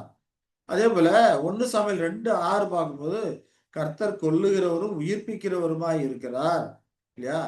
அவர் தான் கொல்றவரும் அவர் தான், பாவம் செய்தவர்களை மன தண்டனை கொடுக்கிறதும் அவர் தான், பாவத்திலிருந்து அவருக்கு மீட்கும் பொருளை கொடுத்து நீதியை திருப்திப்படுத்தி அவர்களை உயிர்ப்பிக்கிறவரும் அவர் தான் இருக்கிறாரு. அவரை பாதாளத்தில் இறங்கவும் அதுல இருந்து ஏறவும் பண்ணக்கூடியவரா இருக்கிறார். அவர் சித்தம் கொண்டதை செய்வார். ஆனா தன்னோட குண இயல்புக்கு மாறாக செய்ய மாட்டார். நீதிக்கு புறமாக செய்ய மாட்டார். மனுஷன பாவத்துல விழுந்தாலும் கூட பாவத்தை மீட்கும்படிக்காக அவனுக்கு ஒரு மீட்கும் பொருளை மீட்கும் கிரயத்தை ஏற்பாடு செய்துதான் அவனை மீட்டு எடுக்கிறார் இல்லைங்களா? இந்த நீதி அவனுக்கு தண்டனை கொடுத்தாலும் கூட அன்பு ஈடுபட்டு இன்னொருத்தர் அதுக்கு பலியாக கொடுத்து நீதியை திருப்திப்படுத்தி விதமா தன்னோட குண இயல்புக்கு எந்த ஒரு பங்கம் வராதபடிக்கு அந்த காரியங்களை செவ்வையாக ஞானமானது செய்து முடிக்கிறது. அப்ப கர்த்தர் தான் கொல்லுகிறோம் உயிர்ப்பிக்கிறவா இருக்கிறாரு. பாதாளத்துல இறங்கும் அதுல இருந்து ஏறவும் பண்ணுகிறார் என்று படிக்கும்போது எல்லாவற்றும் செய்ய தாம் சித்தம் கொண்டு எதையும் செய்ய அவர் என்ன பண்றாரு? வல்லவராய் இருக்கிறாரு. சர்வ வல்லமை உடையவரா இருக்கிறாரு. இது நித்திய பலன் யாவே இல்லை. அதெல்லாம் செய்வதற்கு தேவையான நித்திய பலன் இருக்குது அப்படின்னு சொல்லி பாக்குறோம் இல்லைங்களா? அதே போல 1 சாமுவேல் 2:7 படிக்கிறோம். கர்த்தர் தரித்திரம் அடைய செய்கிறவரும் ஐஸ்வர்யம் அடைய பண்ணுகிறவருமாய் இருக்கிறார். அவர் தாழ்த்துகிறவரும் உயர்த்துகிறவருமானவர் என்று படிக்கிறோம் இல்லையா? அவர் தான் தரித்திரம் அடைய செய்கிறவர் தான், தாழ்த்துகிறவரும் உயர்த்துகிறவரும் அப்படிதான் இல்லையா? தாழ்ந்தவனை உயர்த்துகிறாரு, உயர்ந்தவனை தாழ்த்துகிறாரு. தனம் மேட்டுமை உள்ளவனா இருக்கிறதுனால அவனை தாழ்த்துகிறாரு. தாழ்மை உள்ளவன் மன தாழ்மையா இருந்து நீதி நியாயம் செய்யும் போது அவனை உயர்த்தக்கூடியவரா இருக்கிறாரு. ரெண்டையுமே செய்யக்கூடியவர் அவர் தான். அப்ப அவர் சித்தம் கொண்ட பாவிகளை தாழ்த்துறதுக்கும் நீதிமான்களை உயர்த்துறதுக்கும் அவர் சித்தம் கொண்ட எதையும் செய்வதற்கு வல்லவரா இருக்கிறாரு. அதரை செய்வதற்கு தேவையான நித்திய பலன் அவரிடத்துல இருக்குது. அவர் நித்திய கண்மலையா இருக்கிறார் அப்படிங்கிறத நாம புரிந்து கொள்கிறோம். அது மட்டும் இல்லாம அவரது வல்லமை அவரது ஜனத்துக்கு ஆதரவா இருக்கு. யார் தேவனுடைய பிள்ளைகளா இருக்கிறாங்களோ, தேவனுடைய ஜனமா இருக்கிறாங்களோ, அவருடைய ஜனத்துக்கு ஆதரவா இருக்கக்கூடியதா இருக்குது. உபாகமம் 33:27 படிக்கிறோம். அனாதி தேவனே உனக்கு அடைக்கலம், அவருடைய நித்திய புயங்கள் உனக்கு ஆதாரம், அவர் உனக்கு முன்னின்று சத்துக்களை துரத்தி அவர்களை அழித்து போடு என்று கட்டளையிடுவார்னு சொல்லி படிக்கிறோம். இப்ப அனாதி தேவன் இல்லையா? அவர் கூட யாரும் இல்லை. தேவன் ஏகத்துக்கு அந்த ஒருத்தர் தான். அந்த ஏகத்துவமா இருக்கிற அந்த அனாதி தேவன், சர்வ வல்லமையுள்ள தேவன், அவரது வல்லமை அவரது ஜனத்துக்கு எப்போதும் ஆதரவா இருக்குது, அடைக்கலமா இருக்குது. அந்த தேவன் தான் தேவனுடைய பிள்ளைகளுக்கு அடைக்கலமா இருக்குதுன்னு சொல்லி பார்க்கிறோம் இல்லையா? அது மட்டும் இல்லாம தேவனுடைய ஜனத்துக்கு மட்டும் இல்ல, எதிர்காலத்திலே உலக மக்கள் எல்லாருமே அதை அறிந்து கொள்வார். தேவனுடைய ஜனத்துக்கு அவரோட வல்லமை ஆதரவா இருக்குங்கிறது எல்லாம் அறிந்து கொள்வார்கள். யாக்கோபு 4:23 படிக்கிறோம். பூமியின் சகல ஜனங்களும் கர்த்தருடைய கரம் பலத்ததென்று அறியும்படிக்கு அப்படிங்கிறார்.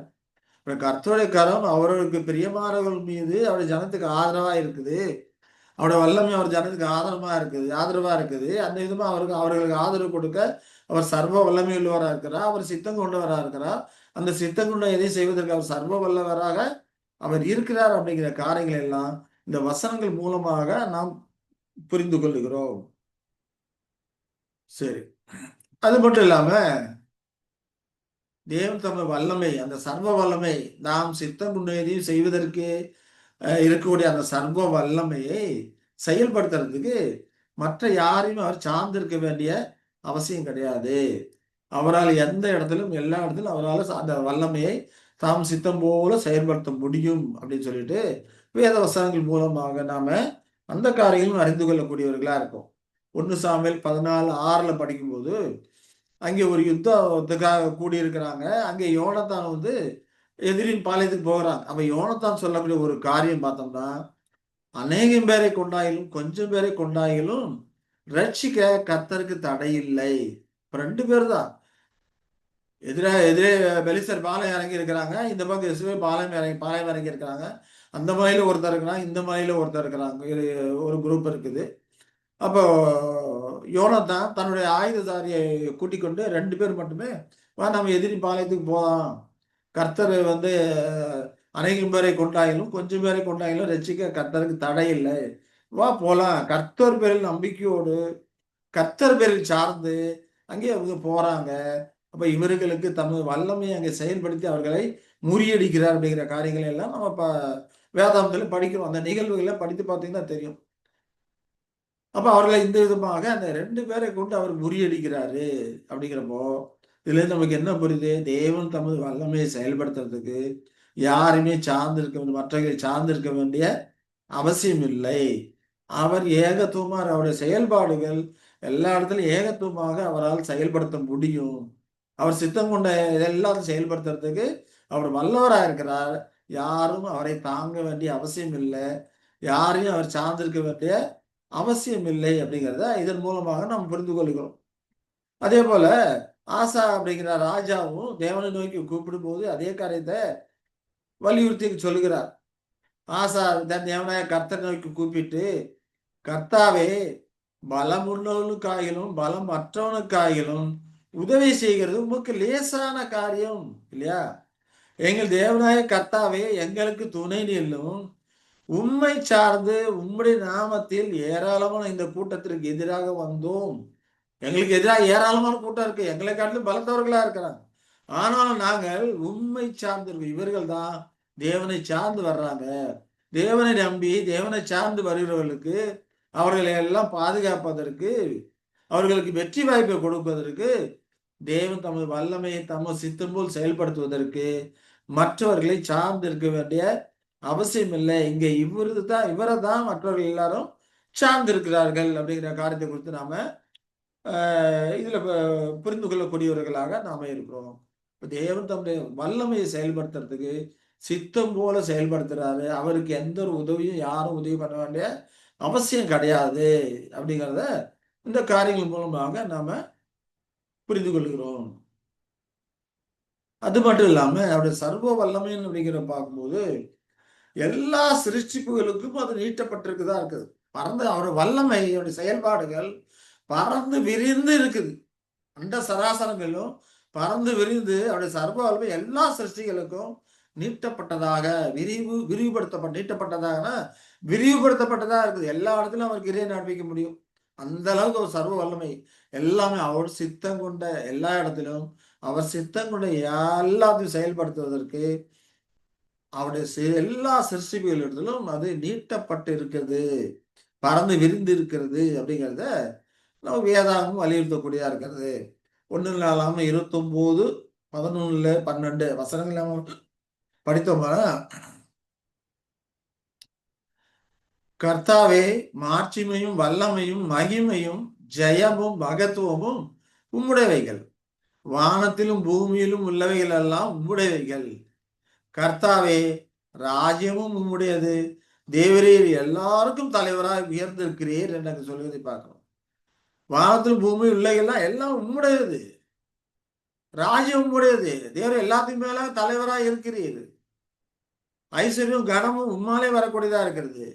தேவரே எல்லாத்தையும் ஆளக்கூடியவராக இருக்கிறார். அண்ட சராசரங்களையும் எல்லாத்தையும் ஆளக்கூடியவராக இருக்கிறார். உம்முடைய கரத்திலே சத்துவமும் வல்லமையும் உண்டு அப்படின்னு சொல்றாரு. அப்ப எவரையும் மேன்மைப்படுத்த, பலப்படுத்த உம்முடைய கரத்தினாலே ஆகும் என்று அங்கே சொல்லுகிறதை நாம பார்க்கிறோம். அப்ப தேவன் அவருடைய சர்வ வல்லமை அப்படிங்கிறப்போ, அவருடைய தேவன் சித்தம் கொண்டு செய்யக்கூடிய அவருடைய வல்லமையானது எல்லா சிருஷ்டிப்புகளுக்கும் நீட்டப்பட்டதாக, பறந்து விரிந்ததாக அவருடைய செயல்பாடுகள் இருக்குது, வல்லமையான செயல்பாடுகள் இருக்குது அப்படிங்கிறத இந்த வசனங்கள் மூலமாக நாம புரிந்து கொள்கிறோம். அது மட்டும் இல்லாம இந்த வல்லமை, தேவனுடைய இந்த சர்வ வல்லமை நன்மைக்காக செயலாற்றும் போது, நன்மைக்காக, நீதிக்காக அவர் சித்தம் போல் செயலாற்றும் பொழுது அவரது அறிவால் அது ஆதரிக்கப்படக்கூடியதா இருக்கு. நாலேஜ், அவருடைய நாலேஜினால அதை தாங்கக்கூடியதாக, ஆதரிக்கக்கூடியதாக அது இருக்குது அப்படிங்கிறத வேத வசனம் நமக்கு அறிவுறுத்துது. அதற்கு ஏற்றாறு போலதான் அவர் செயல்பட்டு கொண்டிருக்கிறாரு. 2 நாளாகவும் 16:9 நாம பார்த்தோம்னா, 2 நாளாகவும் 16:9 என்ன சொல்றாரு? தம்மை பற்றி உத்தம இதயத்தோடு இருக்கிறவர்களுக்கு தம்முடைய வல்லமை விளங்க பண்ணும்படி கர்த்தருடைய கண்கள் பூமி எங்கும் உலாவிக் கொண்டிருக்கிறது அப்படின்னு சொல்லி பார்க்கிறோம். இங்க கர்த்தருடைய கண்கள் பூமியையும் உலாவிக் கொண்டிருக்கிறது அப்படின்னாங்க, உடனே அவருக்கு நம்ம மானசீக போல ஒரு கண் இருக்குது, அது எல்லா இடங்களையும் பார்க்குது அப்படி நம்ம கருத்தில் கொள்ளக்கூடாது. அவருடைய நாலேஜ் எல்லா இடத்துலையும் இருக்குது. அவரை குறித்து உத்தம இதயத்தோடு இருக்கிறவர்களுக்கு அவருடைய வல்லமையை விளங்க பண்றதுக்கு அவருடைய நாலேஜ் இந்த காரியங்களை தாங்கக்கூடியதா இருக்கிறது அப்படிங்கிறத இதுக்கு கண்கள் அப்படிங்கிறப்ப நம்ம கண்கள் எடுக்கக்கூடிய அவருடைய ஞானம், அவருடைய ஞானம், அந்த நாலேஜ் வந்து பூமி எங்கும் இருக்கக்கூடியதாக பறந்து விரிந்து அவருடைய நாலேஜ் எல்லா இடத்துலையும் இருக்கக்கூடியதா இருக்குது. ஒவ்வொரு காரியத்திலும் அவருடைய ஞானம் விளங்கக்கூடியதா இருக்கும். அந்த சராசங்களை பார்க்கும்போது அவருடைய ஞானம் எல்லா இடத்துலையும் விளங்கக்கூடியதா இருக்குது அப்படிங்கிறத நம்ம புரிந்து கொள்கிறோம். அப்ப அவருடைய சர்வ வல்லமை செயலாற்றும் போது அவருடைய ஞானம், இந்த அறிவு அவரை தாங்கக்கூடியதாக, அவரை ஆதரிக்கக்கூடியதாக அது இருக்கிறது அப்படின்னு சொல்லி நாம புரிந்து கொள்கிறோம். அதனால தானியல் 3:17 படிக்கும்போது அங்க சாத்ராக், மேஷாக், ஆபேத்நேகோ என்ன சொல்றாங்க? எங்கள் தேவன் எங்களை தப்புவிக்க வல்லவரா இருக்கிறார். அவர் எரிகிற அக்கினி சூளைக்கும் ராஜாவாகி உம்முடைய கைக்கும் நீங்களாக்கி விடுவிப்பார் என்று படிக்கிறோம் இல்லையா? தப்புவிக்க வல்லவரா இருக்கிறாரு, உம்முடைய கைக்கு நீங்களாக்கி எங்களை விடுவிப்பாரு அப்படிங்கிறப்போ அதே போலவே அங்க தேவன் அவர்களை பாதுகாத்தாரு. அங்க நம்முடைய தூதனை அனுப்பி அவர்களை பாதுகாத்தான்னு சொல்லி பார்க்கிறோம். அக்கினுடைய மனம் அவர்கள் மேல கூட வீசல அப்படின்னு சொல்லி ராஜா சொல்றாரு. அவர்கள் ட்ரெஸ் தூக்கி நெருப்புல போட்டாங்க. நெருப்புல போடும்போது ட்ரெஸ் வேகல, அவங்க வெந்து போகல. கூட இன்னொருத்தர் இருக்கிறாங்க. மனுஷகுமாரனுக்கு ஒப்பான இன்னொரு 4 பேர் இருக்கிறாங்களே, 3 பேர் தானே போட்டோம், 4 பேர் இருக்கிறாங்களேன்னு சொல்லப்படுகிறத பார்க்கிறோம். அப்போ அக்கினுடைய மனம் அவர்கள் மேலேயோ அவர் ட்ரெஸ் மேலேயோ வீசவே இல்லை அப்படின்னு சொல்லி அங்க ராஜா கூறுகிறார். அப்போ அங்கெல்லாம் தேவன் அவருடைய நாலேஜ் இல்லையா, அந்த அவர்களுக்கு எந்த விதமாக அந்த ஃபயர் ப்ரூஃப் தேவன் கொடுத்திருப்பாரு. அப்ப அங்க இந்த சர்வ வல்லமை பயன்படுத்தும் போது அவருடைய நாலேஜ் அங்க அப்ளை ஆகக்கூடியதா இருக்கு, தாங்கக்கூடியதா இருக்குது. அவர் எந்த பிரமாணத்தை அங்கே பயன்படுத்தி அவர்களை தாங்கி இருப்பார் அப்படிங்கிறது நமக்கு தெரியல. ஆனால் அவருடைய நாலேஜ், அவருடைய அறிவுங்கிறது அங்கே அவருடைய வல்லமையான செயல்பாடுகளை ஆதரிக்கக்கூடியதாக அங்கே இருக்குது அப்படிங்கிறத நாம் இதன் மூலம் புரிந்து கொள்கிறோம். அதே போல் தானியல் வந்து சிங்கங்கள் கைக்கு தப்பிவித்த அவரே, தானியல் சிங்க குகையில போட்டுறாரு, ஆனா சிங்கங்கள் அவைகளை ஒன்றும் சேதப்படுத்தல. அது தானியல் சொல்லும்போது தானியல் வந்து தானியல் 6:27 படிக்கிறோம். தானியலை சிங்கங்களின் கைக்கு தப்பிவித்த அவரே தப்புவிக்கிறவரும் ரட்சிக்கிறவரும் வானத்திலும் பூமியிலும் அடையாளங்களும் அற்புதங்களும் செய்கிறவருமா இருக்கிறார் என்று எழுதினார் சொல்லப்படுகிறது. ராஜா அதை குறித்து ஸ்டேட்மெண்ட் கொடுக்கிறார். சிங்கங்களை கைக்கு தப்புவித்த அந்த தேவன் தான் வானத்திலும் பூமியிலும் அடையாளங்கள் அற்புதங்கள் செய்கிற உன்னதமான ஒரு தேவனாய் இருக்கிறாரு, வல்லமை உள்ள ஒரு தேவனா இருக்கிறார் என்று புரஜாதி ராஜா அங்கே சாட்சியம் கொடுக்கிறான் என்று நாம பார்க்கிறோம். ஆனா சிங்கங்கள் ஒருவேளை பசி இல்லாம இருக்கும்போது கூட ஒரு சில கருதலாம், அப்படி கிடையாது. சிங்கங்கள் ரொம்ப கொடூர பசியோட இருந்திருக்கு. ஆனா தானியலை சேதப்படுத்தாதபடிக்கு தானியல் சொல்றாரு, தேவ கர்த்தர் தம்முடைய தூதனை அனுப்பி அவர்கள் சிங்கங்கள் வாயிலை கட்டி போட்டாருன்னு சொல்லப்பட்டிருக்கு இல்லைங்களா? அப்போ அங்கேயும் அவரோட அறிவு அவரை தாங்கக்கூடியதா இருக்கிறது. அதே சமயத்துல தானியலுடைய எதிரிகளை தூக்கி அந்த சிங்க கோயிலை போடும்போது அவர்களது எதிரிகளுடைய உடல்கள் தரையை தொடுவதற்கு முன்னமே சிங்கங்கள் அவர்கள் மேல் பாய்ந்து அடித்து அவர்கள் எலும்புகளை எல்லாம் நொறுக்கி போட்டது என்று வேத வசனம் சொல்லுது. அப்ப சிங்கங்கள் அவ்வளவு கொலை பசியோட இருந்திருக்குது. ஆனா அவங்க தானியலை சேதப்படுத்தாதபடிக்கு தேவன் அங்கே பாதுகாத்து இருக்கிறாரு. இப்ப இந்த நிகழ்வு எல்லாம் பார்க்கும்போது தேவனுடைய வல்லமை நன்மைக்காக செயலாற்றும் போது அவருடைய நாலேஜ், அந்த அறிவு மூலமாக அது அவர் என்ன பண்ணுது, பாதுகாக்கப்படக்கூடியதாக இருக்குது, ஆதரிக்கக்கூடியதாக அது இருக்குது அப்படிங்கிறத நாம இதன் மூலமாக புரிந்து கொள்ளுகிறோம். சரி, அது மட்டும் இல்லாம யாவேதோட சர்வ வல்லமை குறித்து பார்க்கும்போது அவரை எவரும் எதிர்த்து வெற்றி பெற முடியாது. அவர் எதிராக போராடி எந்த ஒரு காரியம் செய்து யாருமே வெற்றி பெற முடியாது. அந்த அளவுக்கு தாம் சித்தம் கொண்ட எல்லாவற்றையும் செய்ய சர்வ வல்லமை படைத்தவராய் இருக்கிறாரு. யாரும் எதிர்கொண்டு வெற்றி கொள்ள முடியாதுன்னு சொல்லி வேத வசனங்கள் நமக்கு சொல்லுகிறது.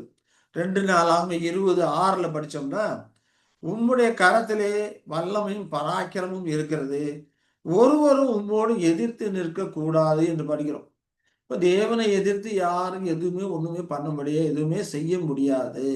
அந்த அளவுக்கு தேவன் தாம் சித்தம் கொண்ட எல்லாம் செய்ய வல்லவராய் இருக்கிறாரு அப்படிங்கிறத நாம புரிந்து கொள்கிறோம். அதே போல யோபு 11:10 படிக்கிறோம். படிக்கும்போது, அவர் பிடித்தாலும் அவர் அடைத்தாலும் அவர் நியாயத்தில் கொண்டு வந்து நிறுத்தினாலும் அவரை தடை பண்ணுகிறவன் யார் அப்படிங்கிறார். அவர் செய்ய சித்தம் வேலை செய்ய விடாதபடிக்கு செய்யாதபடிக்கு யாரும் அவரை தடை பண்ண முடியாது, யாரும் அவருக்கு எதிர்த்து நிற்க முடியாது என்று அங்கே யோபு சொல்றதை நம்ம படிக்கிறோம். அப்ப தாம் சித்தம் கொண்ட எதையும் செய்வதற்கு சர்வ வல்லவராக இருக்கிறாரு. அந்த காரியங்களை எதிர்த்து வெற்றி பெற ஒருவராலும் கூடாது. அதுக்கு எதிராக எந்த வல்லமையுமே இல்லை. அதாங்க சொல்லக்கூடிய குறையும் இருக்குது.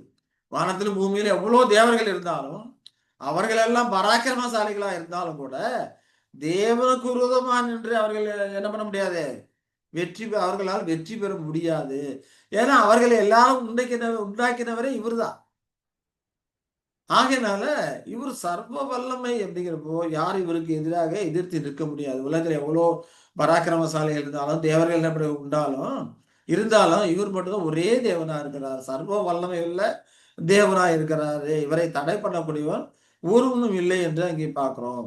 அதே போல் சங்கீதம் 66:3 சொல்றார் இல்லையா, தேவனை நோக்கி உமது கிரியைகளில் எவ்வளவு பயங்கரமாக இருக்கிறீர், உமது மகத்துவமான வல்லமை நிமித்தம் உம்முடைய சத்துருக்கள் உமக்கு இச்சகம் பேசி அடங்குவார்கள் என்று சொல்லுவதை பார்க்கணும்.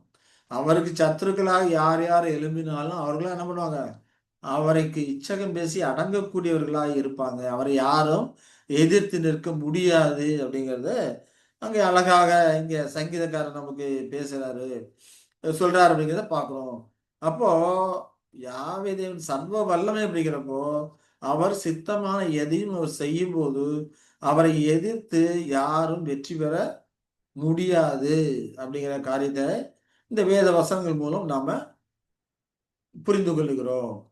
சரி, அடுத்தது பார்த்தோம்னா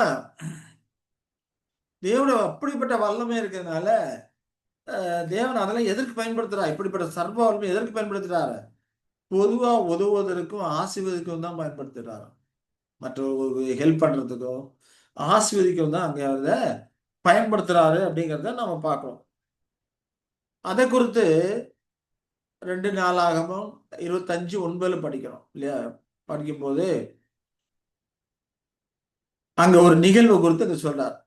அங்க என்ன சொல்றாருன்னா, அமஸ்யா ராஜா, யூதா ராஜா, அவன் என்ன பண்றான், இஸ்ரேல் சேனைக்கு ஒரு 100 தாலந்திற்கு கூலி கொடுத்து தம்மோட யுத்தத்துக்கு வாங்க, நான் எதிரி கூட சண்டை போட போறேன் அப்படின்னு சொல்லிட்டு கூலிக்கு அனுபவப்படுத்துறான். ஆனா தேவனுடைய மனுஷன் அவரை பார்த்து நீ தனியா போ, அவர்கள் வேண்டாம் அப்படிங்கிறார். அப்பனா இவர் கேட்கிறாரு, அப்ப அவனுக்கு நான் 100 தாலந்து வெள்ளி கொடுத்துருக்கிறானே இல்லையா, அந்த 100 தாலந்து இருக்கா, நான் என்ன செய்யறது, கொடுத்துட்டேனே அப்படின்னு சொல்லி சொல்லும் போது அப்பதான் தீர்க்கதரிசி சொல்றாரு, தேவனுடைய மனுஷன் என்ன சொல்றன்னு பார்த்தோம்னா, அதை பார்க்கிலும் அதிகமாக கர்த்தர் உமக்கு கொடுக்கக்கூடும் அப்படின்றாரு. அப்ப நல்லமையான காரியங்களை நீ செய்ய தேவனுக்கு பிரியமா நடக்கும்போது அதை காட்டிலும் உனக்கு அதிகமாக ஆசீர்வதிக்க என்னால் முடியும் என்று அங்க சொல்லுகிறதை நாம பார்க்கிறோம். இது நிறைய வசனங்கள் இருக்குது, ஆனாலும் 1-2 பார்த்துட்டு நம்ம கடந்து போகலாம்.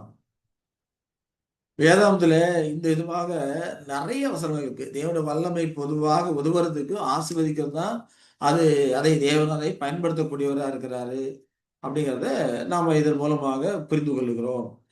சரி, அடுத்ததா பார்த்தோம்னா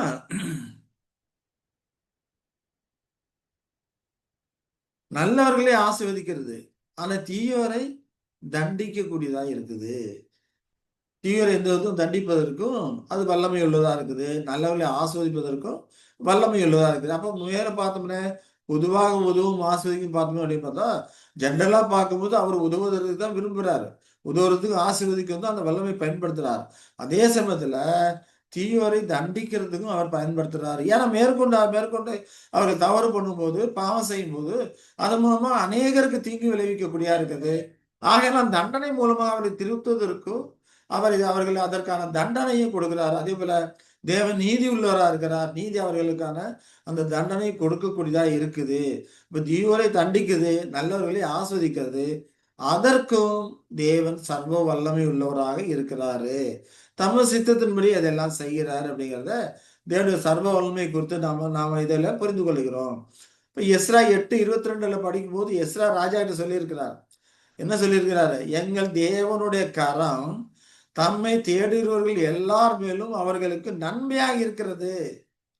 அவருடைய வல்லமையும் அவருடைய கோபமும் அவரை விட்டு விலகுவர்கள் எல்லார் மேலும் இருக்குது என்று நாங்கள் ராஜாவுக்கு சொல்லியிருந்தோம். அப்ப எஸ்ரா அழகா தெரிஞ்சு வச்சிருக்கிறார். தேவனோட அந்த சர்வ வல்லமையான காரியத்தை தெரிஞ்சிருக்கிறார் இல்லையா? அழகா ராஜாவுக்கு வெளிப்படுத்திருக்கிறாரு.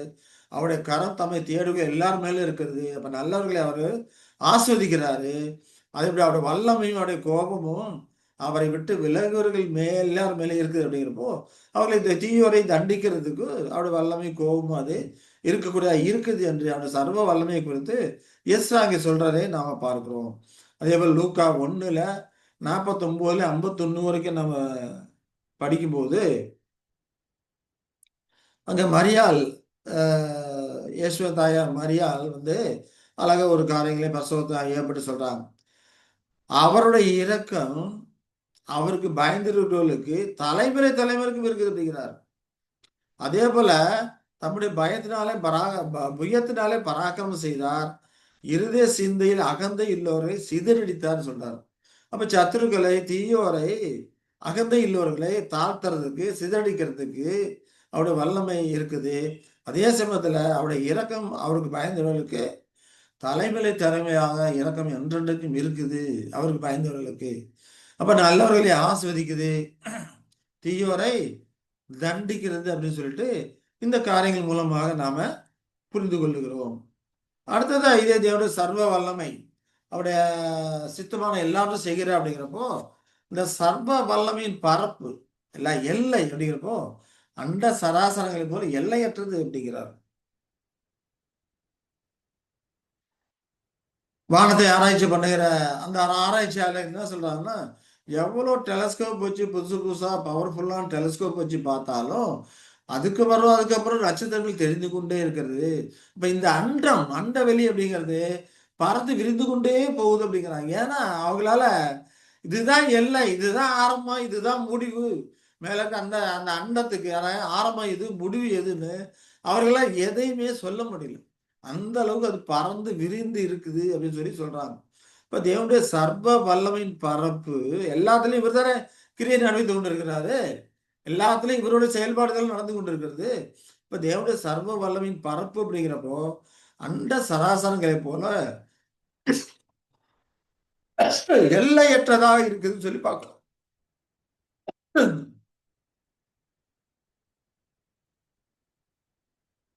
அதற்கு ஒரு எல்லையே இல்லை. எல்லையை யாரும் இன்னும் கண்டுபிடிக்கல, யாருக்குமே தெரியாது. இயேசு கிறிஸ்துவும் கூட அது தெரியாது. அவருடைய சர்வ வல்லமை எவ்வளவு பறந்து இருக்குங்கிறது ஆண்டவர் இஸ்ராயலுக்கும் தெரியாது. இஸ்ராயலுக்கு தேவன் எவைகளை வெளிப்படுத்தியிருக்கிறாரோ அவைகளே அன்றி இன்னும் அதிகமா தெரியாது. ஏன்னா அதெல்லாம் ஆலங்கானாத்துவமாக அது இருக்கக்கூடியதா இருக்கிறது. ஆனா நம்ம எல்லாரையும் காட்டிலும் அவர் அதிகமாக தெரிந்து வைத்திருப்பாரு. யாவே தேவனுடைய ரொம்ப நெருக்கமா இருக்கிற மோஸ்ட் பர்சன் யாருன்னு பார்த்தோம்னா ஈஸ்வா கிறிஸ்து தான். ஆகையினால நம்ம எல்லார காட்டிலும் அதிகமா தெரிஞ்சு வைத்திருப்பாரு. ஆனா யாவே தேவனுடைய சர்வ வல்லமை அந்த எல்லையை அவரும் முழுமையாக புரிந்து வைத்திருக்க இயலாது. ஏன்னா அது ஆலங்கானாத்துவமா இருக்கிறது. அப்ப தேவனுடைய சர்வ வல்லமையின் பரப்பு அண்ட சராசரங்களை போல ஒரு எல்லையற்றதாக அது இருக்குது அப்படிங்கிறது நான் பார்க்கணும். சரி, இதற்கான வேத வசனங்களை பார்த்தோம்னா எரேமியா 32:17 அவர் சொல்றாரு.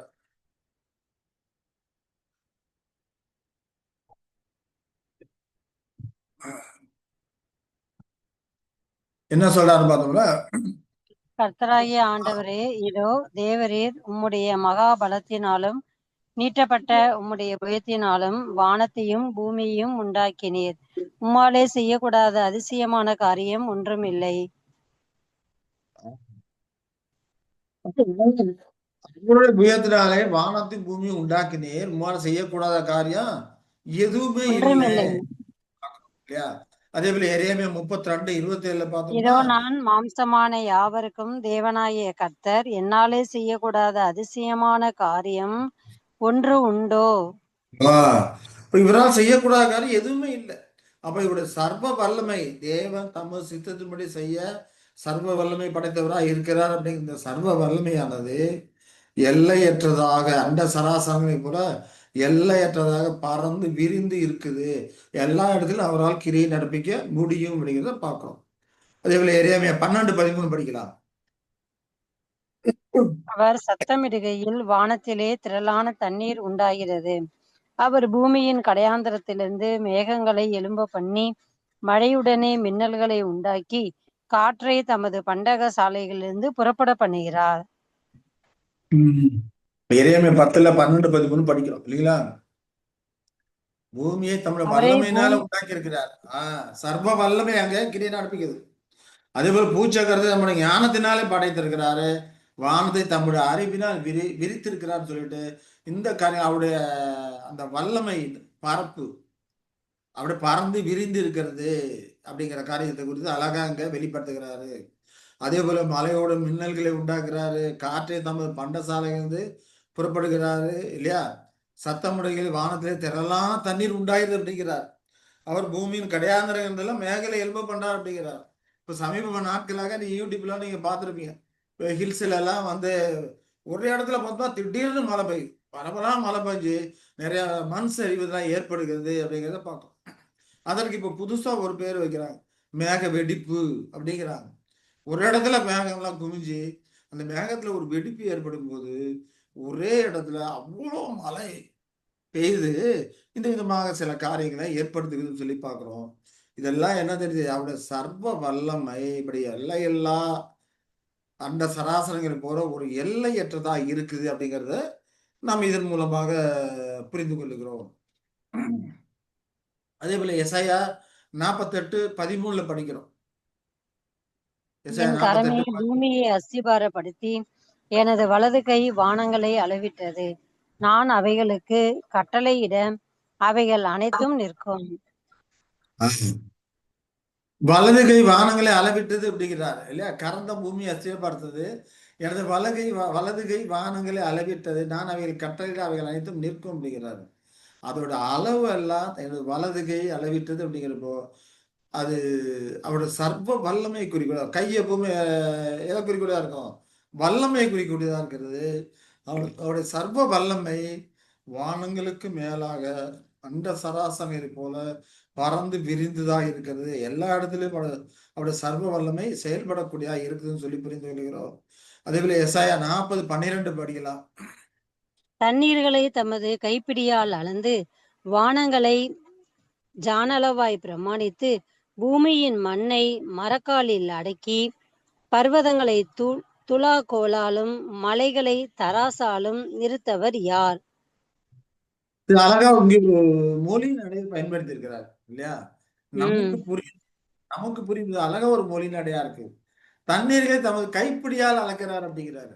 எவ்வளவு தண்ணீர், சமுத்திரத்துல தண்ணீர் எவ்வளவு இருக்குது, மேலே பெய்யுற மழை எப்படி இருக்குது, தமது கைப்பிடியால் அளக்கிறது அப்படின்னு சொல்லி பார்க்கிறோம். இப்போ வானங்களை வந்து ஜான் அளவாய் பிரமாணிக்கிறாரு. நம்ம சேலை இதெல்லாம் பார்த்து ஜான் போட்டு இவ்வளவு ஜானு ஒரு மூலம்னு சொல்லி அப்பெல்லாம் நம்ம சொல்லிட்டு இருப்போம் இல்லையா? அந்த இது மாதிரி ஜான் அளவாய் நான் பிரமாணிக்கிறேன் அப்படிங்கிறாரு. பூமியின் மண்ணை மரக்கால அடக்கி அளக்கிறேன் அப்படிங்கிறாரு இல்லைங்களா? அழகா ஒரு மொழி நடையில நமக்கு புரியுற மாதிரி ஒரு மொழி நடையை இங்க நம்ம பயன்படுத்துற அளவுகளை அவர் சொல்லி இருக்கிறாரு. ஆமா. பர்வதங்களை துலாக்கோலாலும் மலைகளை தராசாலம் நிறுத்தவர் யார்? தராசாலும் நிறுத்தவர் யார்? தராசாலம் நிறுத்த முடியுமா நம்மளால? இல்லையா? முடியாது.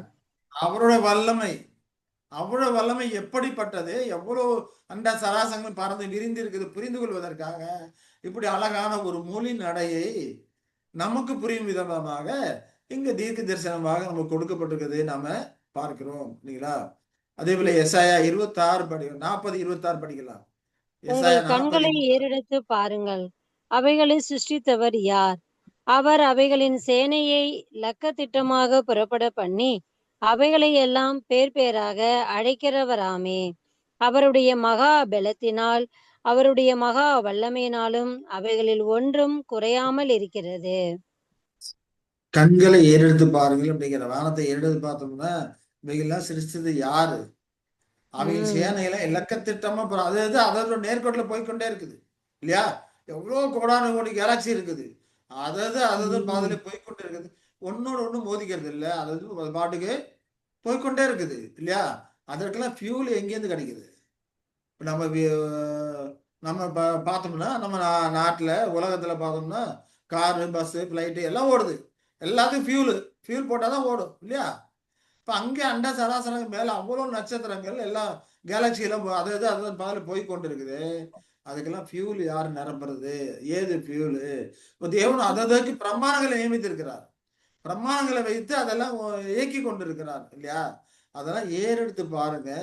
இந்த சேனைகளை இலக்கத்திட்டமா புறப்பட பண்ணது யாரு? இவைகளை எல்லாம் பேர் பேரா அழைக்கிறவர் சொல்றாரு.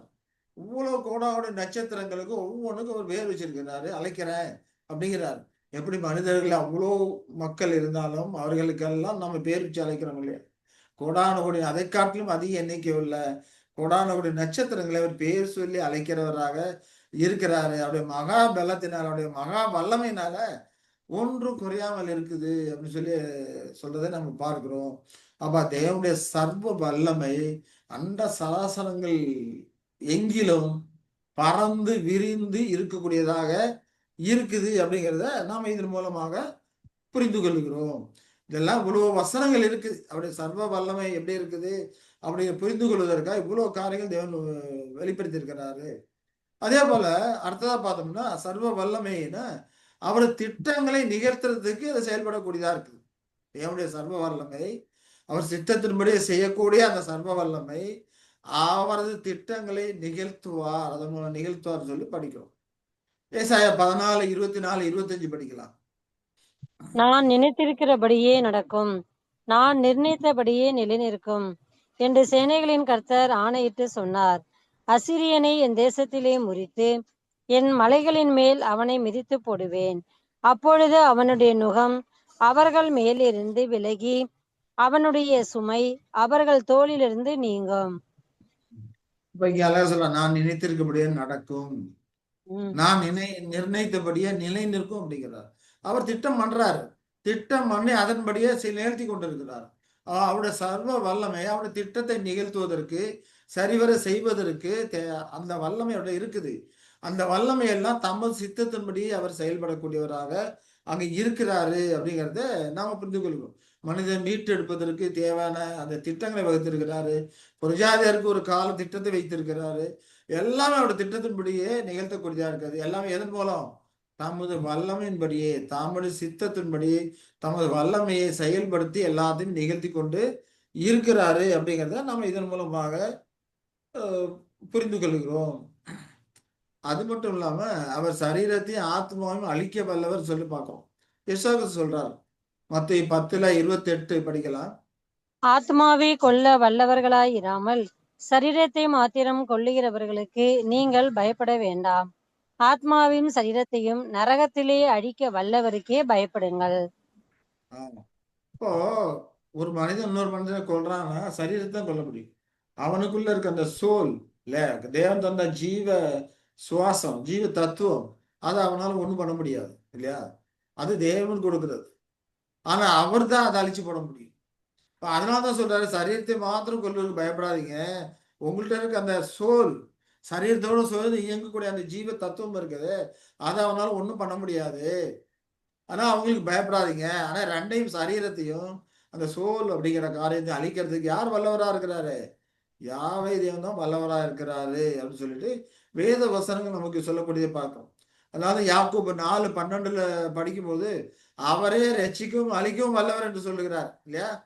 நியாயப்பிரமாணத்தை கட்டையில ஒருத்தர் தான், அவர் தான் ரட்சிக்கும் அழிக்கவும் வல்லவரு. அப்ப அவருடைய சர்வ வல்லமையானது இந்த விதமாக அது செயல்படுகிறது அப்படிங்கிறத நம்ம இதன் மூலமாக நம்ம புரிந்து கொள்கிறோம். அதே போல பிசாசுகள் அதே போல அவர் வாக்கு தத்தங்களை நிறைவேற்றுவதற்கு அவர் வல்லமை செயல்படுத்துகிறார், வல்லமையாய் செயல்படுத்துகிறாரு அப்படின்னு சொல்லி நம்ம பார்க்கணும். ரோமர் 4:21 படிக்கலாம்.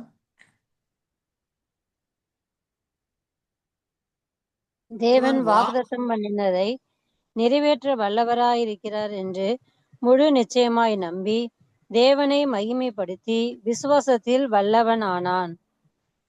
தேவன் வாக்குத்தத்தம் பண்ணின நிறைவேற்ற வல்லவராய் இருக்கிறார். இருக்கிறார். தேவன் ஒரு காரியத்தை சொன்னார்னா நிறைவேற்றுவார். ஏன்னா அவரால் என்ன பண்ண முடியாது, பொய் சொல்ல முடியாது. படிச்சோம் இல்லையா, சர்வ வல்லவர் ம். அப்படின்னா அவரால் பொய் சொல்ல முடியுமா, அநீதியா நடக்கும் நடக்க முடியாது. அவர் முடியாது. தாம் செய்ய சித்தம் கொண்ட எல்லாத்தையும் செய்ய வல்லவரா வல்லவரா இருக்கு. அப்படிதான் புரிந்து கொள்ளணும். அப்ப தாம் வாக்குத்தத்தம் பண்ணின நிறைவேற்ற அவர் வல்லவரா இருக்கிறாரு அப்படிங்கிறத நம்ம புரிந்து கொள்கிறோம். அது மட்டும் இல்லாம அவர் மரித்தவனை எழுப்பி இருக்கிறாரு, மரித்தவர்களை எழுப்புவாரு சொல்லி படிக்கிறோம். இதுக்கும் அவருடைய சர்வ வல்லமை தான் அங்க செயல்படக்கூடியதா இருக்குது. மரித்தவனை எழுப்பி இருக்கிறாரு, மரித்தவர்களை எழுப்புவாரு அப்படின்னு சொல்லும் போது, எந்த மரித்தவனை தேவன் எழுப்பி இருக்கிறாரு? ஆண்டவராய் யெஷுவா கிறிஸ்துவை மரித்த நிலையிலிருந்து எழுப்புனது யாரு? யாவே தேவன். யாவே தேவன். அவர் தமது வல்லமையின் செயல்பாடு அது இல்லையா? எதிர்காலத்தில் மரித்தவர்களை எழுப்பக்கூடியவரா இருக்கிறார். ஆதாமுக்குள் மரித்த எல்லாருமே கிறிஸ்துக்குள் எழுப்புவாங்க அப்படின்னு சொல்லப்பட்டிருக்கு. இப்ப அவர்களே எழுப்புறது யாரு? யாவே தேவன் இல்லைங்களா? அவர் தமது வல்லமையை இவ்விதமாக செயல்படுத்தக்கூடியவராய் இருக்கிறாரு. 1 கொரிந்தியர் 6:14 படிக்கலாம். 1 கொரிந்தியர் 6:14. தேவன் கர்த்தரை எழுப்பினாரே, நம்மையும் தமது வல்லமையினாலே எழுப்புவார். தேவன் கர்த்தரை எழுப்பியிருக்கிறார். ஆண்டவரை யெஷுவா எழுப்பியிருக்கிறாரு. நம்மையும் தமது வல்லமையினாலே எழுப்புவார் என்று அங்கே அழகாக பவுல் அப்போஸ்தலன் சொல்றார் அப்படிங்கிறதை பார்க்கிறோம். அது மட்டும் இல்லாமல் பிசாசுகளின் மேல் அதிகாரம் உடையவராக அவர் இருக்கிறாரு. அவருடைய வல்லமை அதுகளுக்கு மேலும் இருக்குதுன்னு சொல்லி வேதவசனங்களை படிக்கிறோம். லூக்கா 11:20 படிக்கலாம். நான் தேவனுடைய விரலினாலே பிசாசுகளை துரத்துகிறபடியால் தேவனுடைய ராஜ்யம் உங்களிடத்தில் வந்திருக்கிறதே. அப்ப பிசாசை விரட்டுறதுல எதன் மூலமாக? தேவனுடைய விரலினாலே விரட்டுகிறேன் என்று ஆண்டவர் யெஷுவா சொல்றார். இப்ப தேவன் தம்முடைய வல்லமை அவர்களுக்கு அளவில்லாமல் கொடுத்திருக்கிறார் இல்லையா? அதை வைத்துதான் அவர் என்ன பண்ணாரு, அந்த காரியங்களை எல்லாம் தேவனுடைய விரலினாலே பயன்படுத்தினாரு. அப்படின்னு சொல்றாரு. ஆமா, விரட்டுறாரு. இப்ப தேவனுடைய அந்த வல்லமை, சர்வ வல்லமை அப்படிங்கிறப்போ வாக்குத்தத்தங்களை நிறைவேற்றுறதுக்கு பயன்படுத்துறாரு. ஆமா. மரித்தவனை எழுப்புகிறாரு, மரித்தவர்கள் எழுப்புறதுக்கு வல்லமை செயல்பாடு இருக்குது. பிசாசுகள் மேல் அதிகாரமாக செயல்படுவதற்கும் அவர் சர்வ வல்லமையானது அங்க செயல்படக்கூடியதா இருக்குது அப்படிங்கறத நாம இந்த காரியங்கள் மூலம் புரிந்து கொள்கிறோம். அது மட்டும் இல்லாம தேவனுடைய அந்த சர்வ வல்லமை, தாம் சித்தம் கொண்ட எல்லாரும் செய்ய இருக்கிற அந்த சர்வ வல்லமையானது மெய் கிறிஸ்தவர்களை நேர்மையாக வாழச் செய்யுது. அவருடைய வல்லமையின் மூலம் தேவனுடைய பிள்ளைகளை, மெய்யான கிறிஸ்தவர்களை நேர்மையாக வாழ செய்யக்கூடியதா இருக்குன்னு சொல்லி பார்க்கிறோம். எபேசியர் 1:19-20 படிக்கலாம்.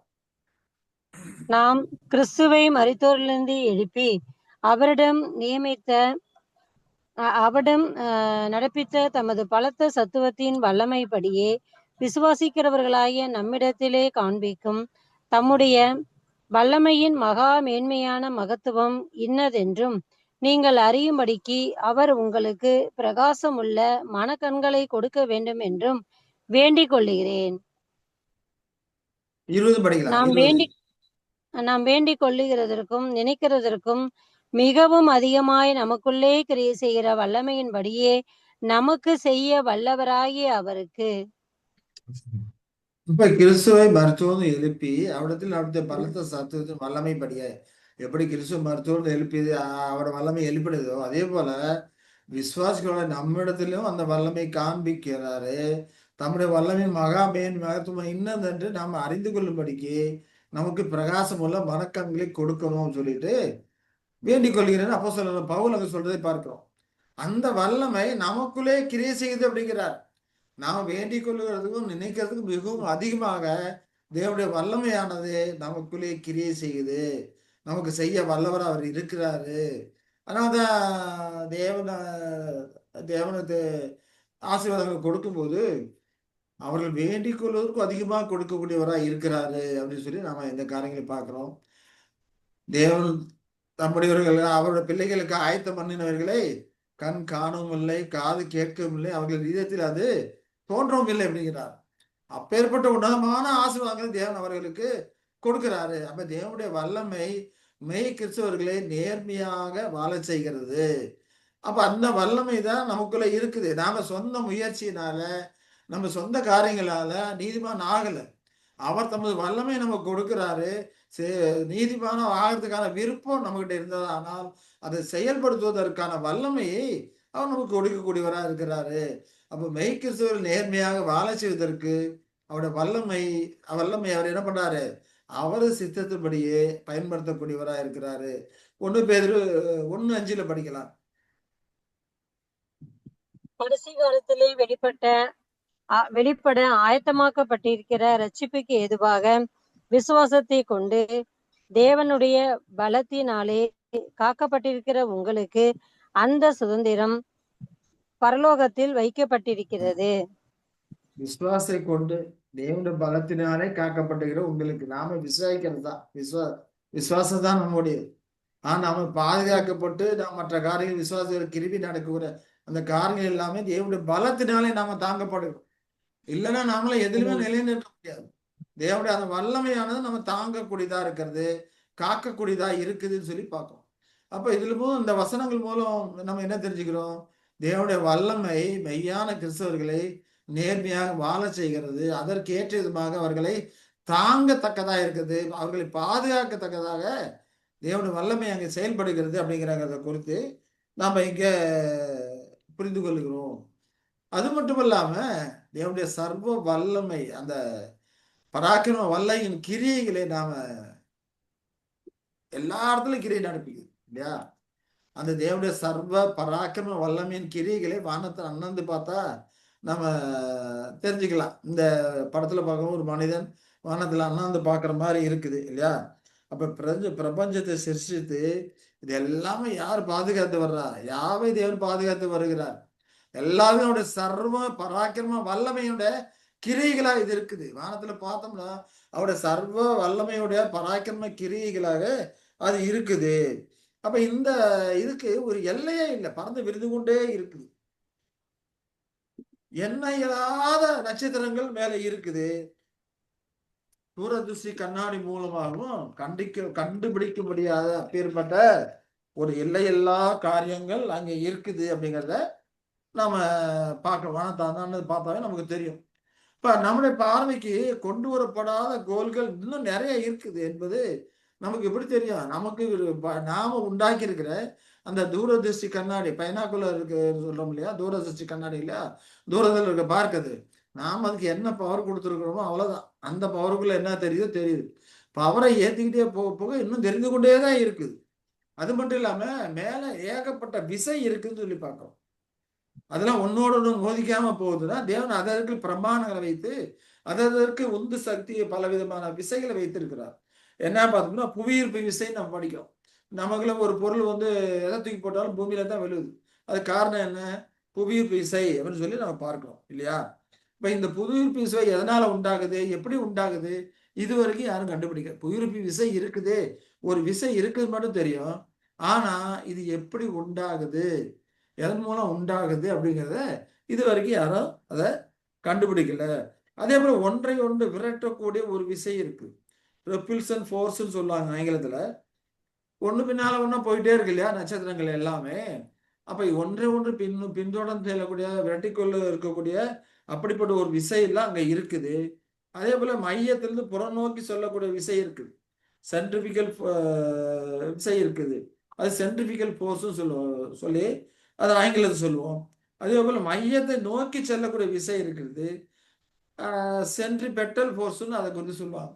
இப்போ சூரிய குடும்பத்தை எடுத்துக்கிட்டோம்னா சூரிய மையத்தில் இருக்கு, மற்ற சனி வியாழன் புதன் பூமி இதெல்லாம் அதாவது பாதையில அது சுத்தி கொண்டு இருக்கு. சுத்தி கொண்டு இருக்கிறத பார்த்தோம்னா ஒரு நேரத்தில் பார்த்தா சூரியனோட தூரமா இருக்கும், அப்புறம் பார்த்தா சூரியனோட நெருங்கி இருக்கும், அப்புறம் சூரியனோட தூரமா இருக்கும். இப்படி ஓவல் ஷேப்ல தான் சுத்தி குறிப்பிட்ட எல்லையில அது சுத்தி கொண்டு இருக்கிறது. இதெல்லாம் ஒரு விசை, ஒரு லா தேவன் அங்க வச்சிருக்கிறார். ஆகையினால இது அதன் பாதையில அது போய்கொண்டு இருக்குது அப்படின்னு சொல்லி பார்க்கிறோம். அப்ப இயற்கை இதெல்லாம் நம்ம ஜென்ரலா என்ன சொல்லிடுவோம், இயற்கை விதிகள் அப்படின்னு சொல்லிடுவோம். ஆனா அவைகள் பவனி வரக்கூடிய அந்த காரியங்கள் கோள் மண்டலம் கூட இணக்கமா செயல்படுகிறது நிறைய இருக்கிறது அப்படிங்கிறது நமக்கு வெளிப்படுத்தக்கூடியதா இருக்கிறது. இவைகளை எல்லாம் சிருஷ்டிக்கிற அவருடைய சர்வ பராக்கிரம வல்லமையின் கிரியைகளாக அது இருக்குது அப்படின்னு சொல்லி நம்ம பார்க்கிறோம் இல்லையா? இப்ப இதுல எல்லாம் மெய் உருவாக்குறதுக்கு, இதெல்லாம் இயங்க வைக்கிறதுக்கு அவரோட வல்லமை எவ்வளவு பயன்படுத்தப்பட்டிருக்கும் இல்லையா? அவரோட வல்லமை எவ்வளவு பறந்து விரிந்து இருக்கிறது. இதெல்லாம் நம்மளால பார்க்க முடியுமா? பார்க்கவும் முடியல. உதாரணத்துக்கு பார்த்தோம்னா, ஒரு அணு அணு இருக்குது இல்லையா? அணுகுண்டு தயாரிக்கிறாங்க இல்லையா? அணுவை பிளக்கும்போது அதற்கு பயங்கரமான ஆற்றல் இருக்குது. அது இதுல தான் அணுகுண்டு தயாரிக்கிறாங்க.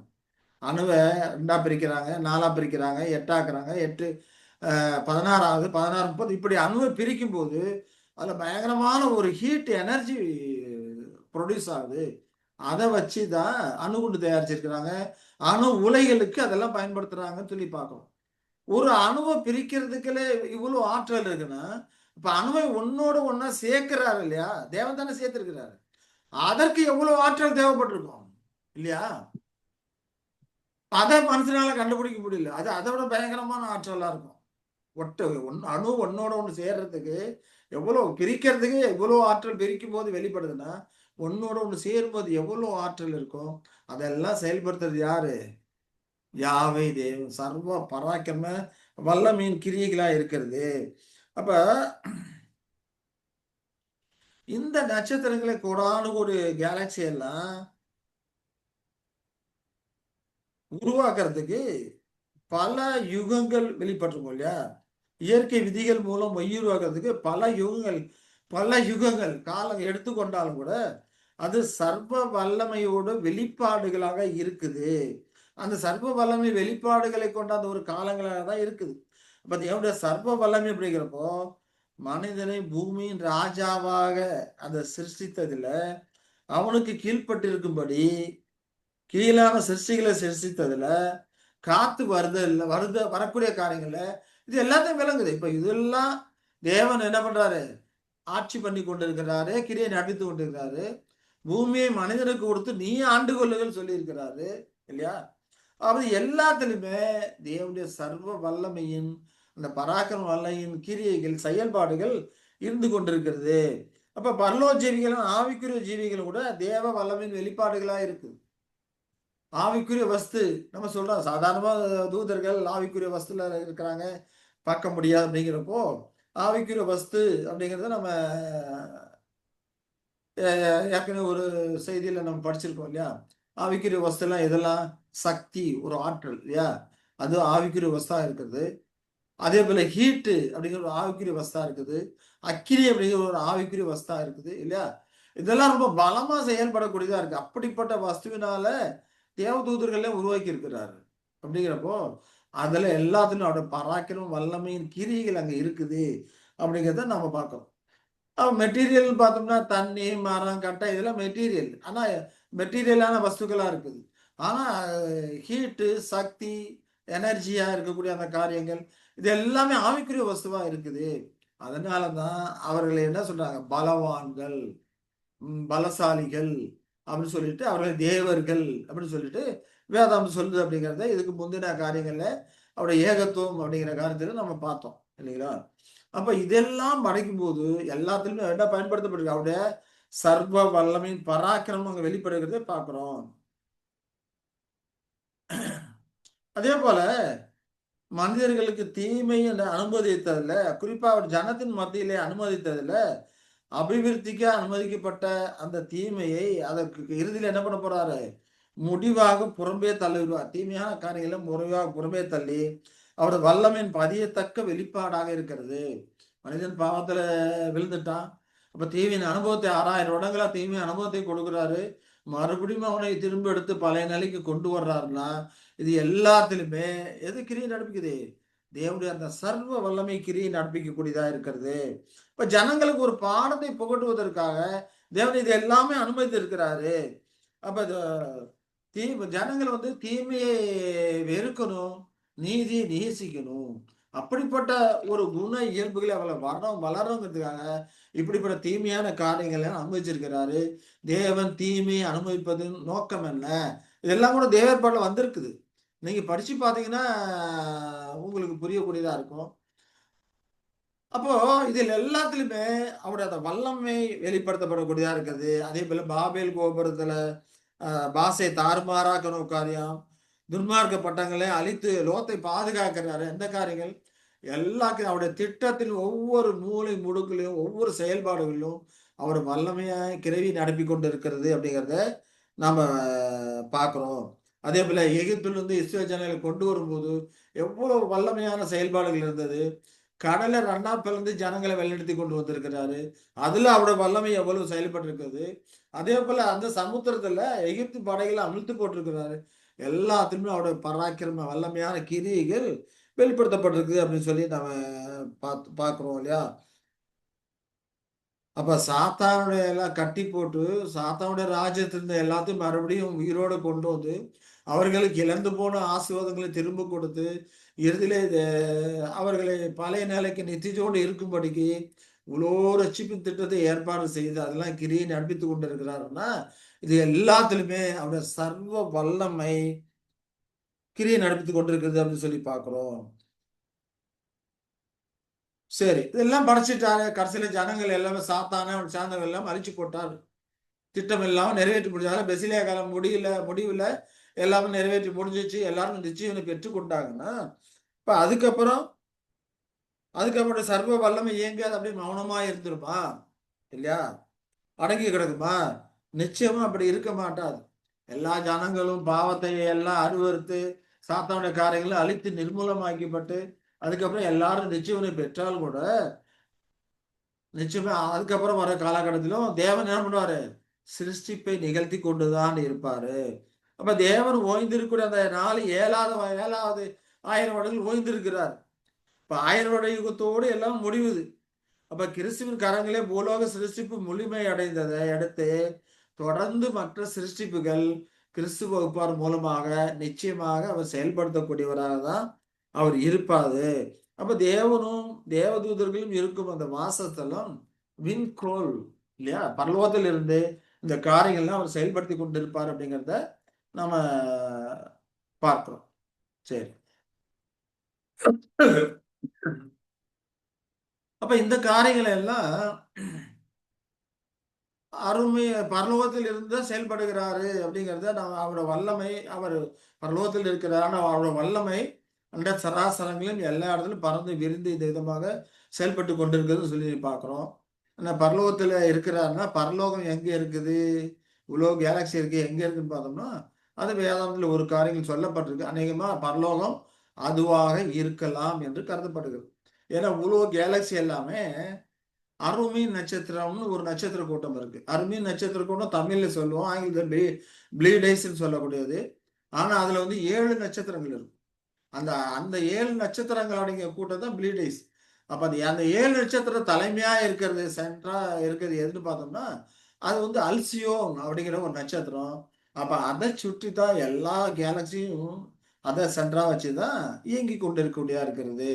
அப்போ இதுதான் தேவனுடைய வாசஸ்தலமாக பரலோகமாக இருக்கலாம் அப்படி என்று கருதப்படுகிறது. ஏன்னா அதை குறித்து யோபு சொல்றார். யோபு 38ல 31ல இருந்து 33 வரைக்கும் படிக்கலாம். இன்னும் கொஞ்சம் தான் இருக்கு, முடிச்சாரு. அருமீன் நட்சத்திரத்தில் சுகிர்த சம்பந்தத்தை நீ இணைக்க கூடுமோ? அல்லது மிருக சிறுசின் கட்டுகளை அவிழ்ப்பாயோ? ராசிகளை அதனதன் காலத்திலே வர பண்ணுவாயோ? துருவ சக்கர நட்சத்திரத்தையும் அதை சேர்ந்த நட்சத்திரங்களை வழி நடத்துவாயோ? வானத்தின் நியமங்களை நீ அறிவாயோ? அது பூமியை ஆளும் ஆளுகை நீ திட்டம் பண்ணுவாயோ என்று அங்கே சொல்லுகிறதை நாம பார்க்கிறோம்.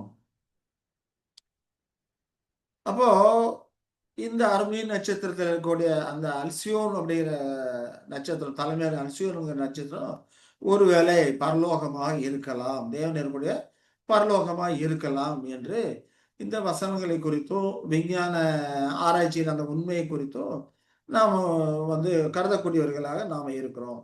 அதே போல எசாயா 45:18 பார்த்தோம்னா வானங்களை சிருஷ்டித்து பூமியை வெறுமையா இருக்க சிருஷ்டியாமல் அதை குடியிருப்புக்காக செய்து படைத்து அதை உருவப்படுத்தின தேவனாய கர்த்தர் சொல்லுகிறதாவது நானே கர்த்தர் வேறொரு இல்லை. இதெல்லாம் செய்தது அவர் தான். அவருடைய சர்வ வல்லமையெல்லாம் செய்கிறார். பூமியை வெறுமையா இருக்க சிருஷ்டிக்கல, குடியிருப்புக்காக சிருஷ்டிச்சிருக்கிறார். அப்ப பூமியை வெறுமையா இருக்க சிருஷ்டிக்கலன்னா கோடான ஒரு நட்சத்திரங்கள் இவ்வளோ இருக்குது, அது இப்படி வெறுமையா இருக்கிறதுக்காக சிருஷ்டித்திருப்பாரா? நிச்சயமா இருக்க வாய்ப்பில்லை. அதிலும் சிருஷ்டி அதற்கு பிறகு 7,000 ஆண்டுகள்லாம் முடிந்ததுக்கு அப்புறம் மனுமக்கள் நித்திய ஜீவனை பெற்றதுக்கு அப்புறம் அதற்கப்புறம் வரக்கூடிய யுகா யுகங்களும் இருக்கக்கூடியதா இருக்குது. அந்த காலங்களிலே கிறிஸ்துவ வகுப்பார் மூலமாக அநேக பல சிருஷ்டிப்பை தேவன் செய்யக்கூடியவராக தான் அவர் இருப்பார் என்று நாம புரிந்து கொள்ளுகிறோம். சரி. எதன் மூலம் புரிந்து கொள்ள பார்த்தோம்னா ரோமர் 8, 16, 17 நாம படிக்கும்போது நாம் தேவனுடைய பிள்ளைகளா இருக்கிறோம் என்று ஆவியானவர் தாமே நம்முடைய ஆவிட கூட சாட்சி கொடுக்கிறார். நாம் பிள்ளைகளானால் சுதந்திரம் ஆமே. தேவனுடைய சுதந்திரரும் கிறிஸ்துக்கு உடன் சுதந்திரரும் ஆமே. கிறிஸ்துவுடன் கூட நாம் மகிமைப்படும்படி அவருடைய கூட பாடுபட்டால் அப்படி ஆகும். இப்ப கிறிஸ்துவப்பா பரிசுத்தவான்கள் கிறிஸ்துவோடு கூட உடன் சுதந்திரரா இருக்கிறாங்க அப்படின்னு சொல்லி நம்ம பார்க்கிறோம் இல்லையா? ஏன்னா அவர்கள் ஜெயம் கொண்டவர்களா இருக்கிறாங்க. வெளிப்படுத்தல் 3:21 பார்த்தோம்னா நாம் ஜெயம் கொண்டு என் பிதாவுடைய சிங்காசனத்தில் அவரோடு கூட உட்கார்ந்தது போல ஜெயம் கொள்ளுகிறான் எவனோ அவனும் என்னுடைய சிங்காசனத்தில் என்னோட கூட உட்காரும்படி அருள் செய்வேன். அப்ப கிறிஸ்துவோட கூட சுதந்திரவாளிகளா இருக்கிறாங்க. தேவனோடு சிங்காசனம் உட்கார்ந்துருக்கிறது போல இவர்களும் சிங்காசனம் உட்கார்ந்துருக்கிறாங்க. சும்மா உட்கார்ந்துக்கிட்டு அதுக்கப்புறம் வரக்கூடிய யுகாங்களும் வேடிக்கை பார்த்துக்கிட்டு இருக்கிறது கிடையாது. மற்ற காலங்கள்ல தேவனுடைய சிருஷ்டிப்பின் காரியங்களை இவர்கள் செயல்படுத்தி கொண்டு இருப்பார்கள் அப்படிங்கிறத நம்ம புரிந்து கொள்ளுகிறோம். சரி. ஏன்னா மற்ற கோள்கள் பூமியை வீணா இருக்க சிருஷ்டிக்கல அப்படிங்கிறப்போ மற்ற கோள்கள் நிச்சயமா வீணா இருக்க அவர் சிருஷ்டிக்க மாட்டாரு. அவருடைய ஞானம் விவரமாக இன்னும் மற்ற சிருஷ்டிப்பெல்லாம் அவர் செய்வாரு. பின்னால வரக்கூடிய காலங்களிலும் மற்ற சிருஷ்டிப்பெல்லாம் செய்வார் அப்படிங்கிறது அவருடைய ஞானம் நம்ம என்ன பண்ணுது எதிர்பார்க்க செய்யக்கூடியதாக இருக்குது. சரி.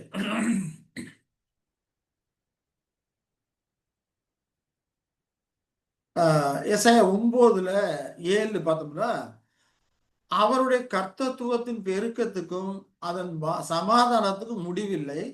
சேனைகளின் கர்த்தருடைய வைராக்கியம் அதை செய்யும் அப்படிங்கிறார். அப்ப அவருடைய கர்த்தத்துவத்துக்கு முடிவே இல்லை அப்படிங்கிறார். அது தொடர்ந்து போய்கொண்டே இருக்கும் அப்படிங்கிறார்.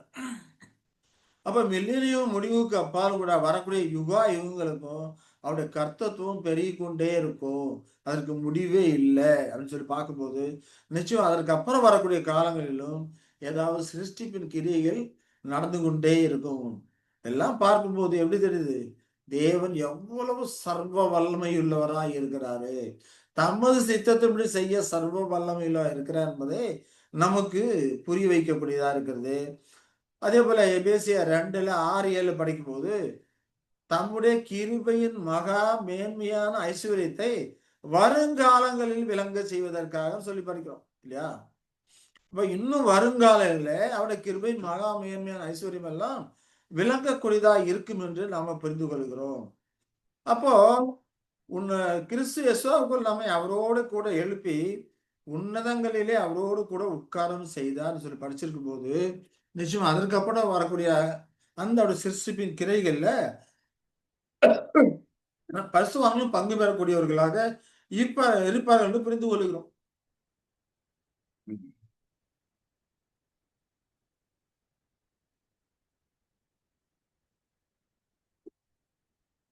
ஏன்னா அவருடைய கர்த்தத்துவத்தின் பெருக்கத்துக்கு முடிவே கிடையாது. இன்னும் அது போய்கொண்டே இருக்குது அப்படிங்கிறத நாம பார்க்கிறோம்.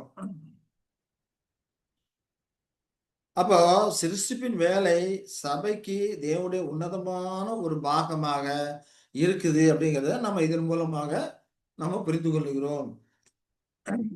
அப்போ வேறுபட்ட சீதோஷ நிலைக்கு ஏற்ப தேவன் தமது சிருஷ்டிப்பில் பல வகைமையை வெளிப்படுத செய்யக்கூடியவராக இருக்கிறாரு. அதற்கு நாட்டமுடையவராக இருக்கிறாரு. அப்ப புதிதாக சிருஷ்டிக்கப்படுகிறவர்கள் படுகக்கூடிய காரியங்கள் அதாவது மில்லியன் யுகத்துக்கு அப்பாலும் வரக்கூடிய காலங்களில் புதிதாக சிருஷ்டிக்கப்படக்கூடியவைகள் அதோட அமைப்புல தன்மையில அநேக வேறுபட்ட வித்தியாசங்கள் உடையவர்களா இருக்கக்கூடியதா இருக்கும் என்று நாம் நிச்சயமாகவே நிதானிக்கலாம். அப்போ இவ்வளவு காரியங்கள் எதற்காக பார்த்தோம்? தேவனுடைய சர்வ வல்லமை அண்ட சராசங்களும் பறந்து விரிந்து கொண்டிருக்கிற தேவனுடைய சர்வ வல்லமை குறித்து நாம இந்த காரியங்களை நாம பார்த்திருக்கிறோம். அப்ப இதுல சர்வ வல்லமை அப்படிங்கிறப்ப நம்ம எப்படி புரிந்து கொள்கிறோம்? தேவன் தாம் சித்தம் கொண்ட எதையும் செய்வதற்கு வல்லமையுள்ளவராய் இருக்கிறார். இது அதோடைய சரியான அர்த்தமா இருக்கிறது. ஏனென்றால் அவரால் பொய் சொல்ல முடியாது, பாவத்துக்கு துணை போக முடியாது, நீதிக்கு புறம்பாக நடக்க முடியாது இல்லைங்களா? நடந்த ஒரு நிகழ்வை நடக்கல அப்படின்னு சொல்லிட்டு அவரால மாற்றி அமைக்க முடியாது. அப்ப இதெல்லாம் அவர் செய்ய மாட்டாரு அப்படிங்கிறப்போ, அவர் சர்வ வல்லமை அடைகிறப்போ, தேவன் தாம் சித்தம் கொண்ட எதையும் செய்வதற்கு வல்லவராய் இருக்கிறாரு. சர்வ வல்லமை உடையவராக இருக்கிறார் அப்படிங்கிறத வேதாகமத்தின் மூலமாக தேவன் நமக்கு புரிய வைக்கிறாரு. அன்பின் தேவன் தாமே நம்மை ஆசீர்வதித்து வழிநடத்துவாராக. ஆமென்.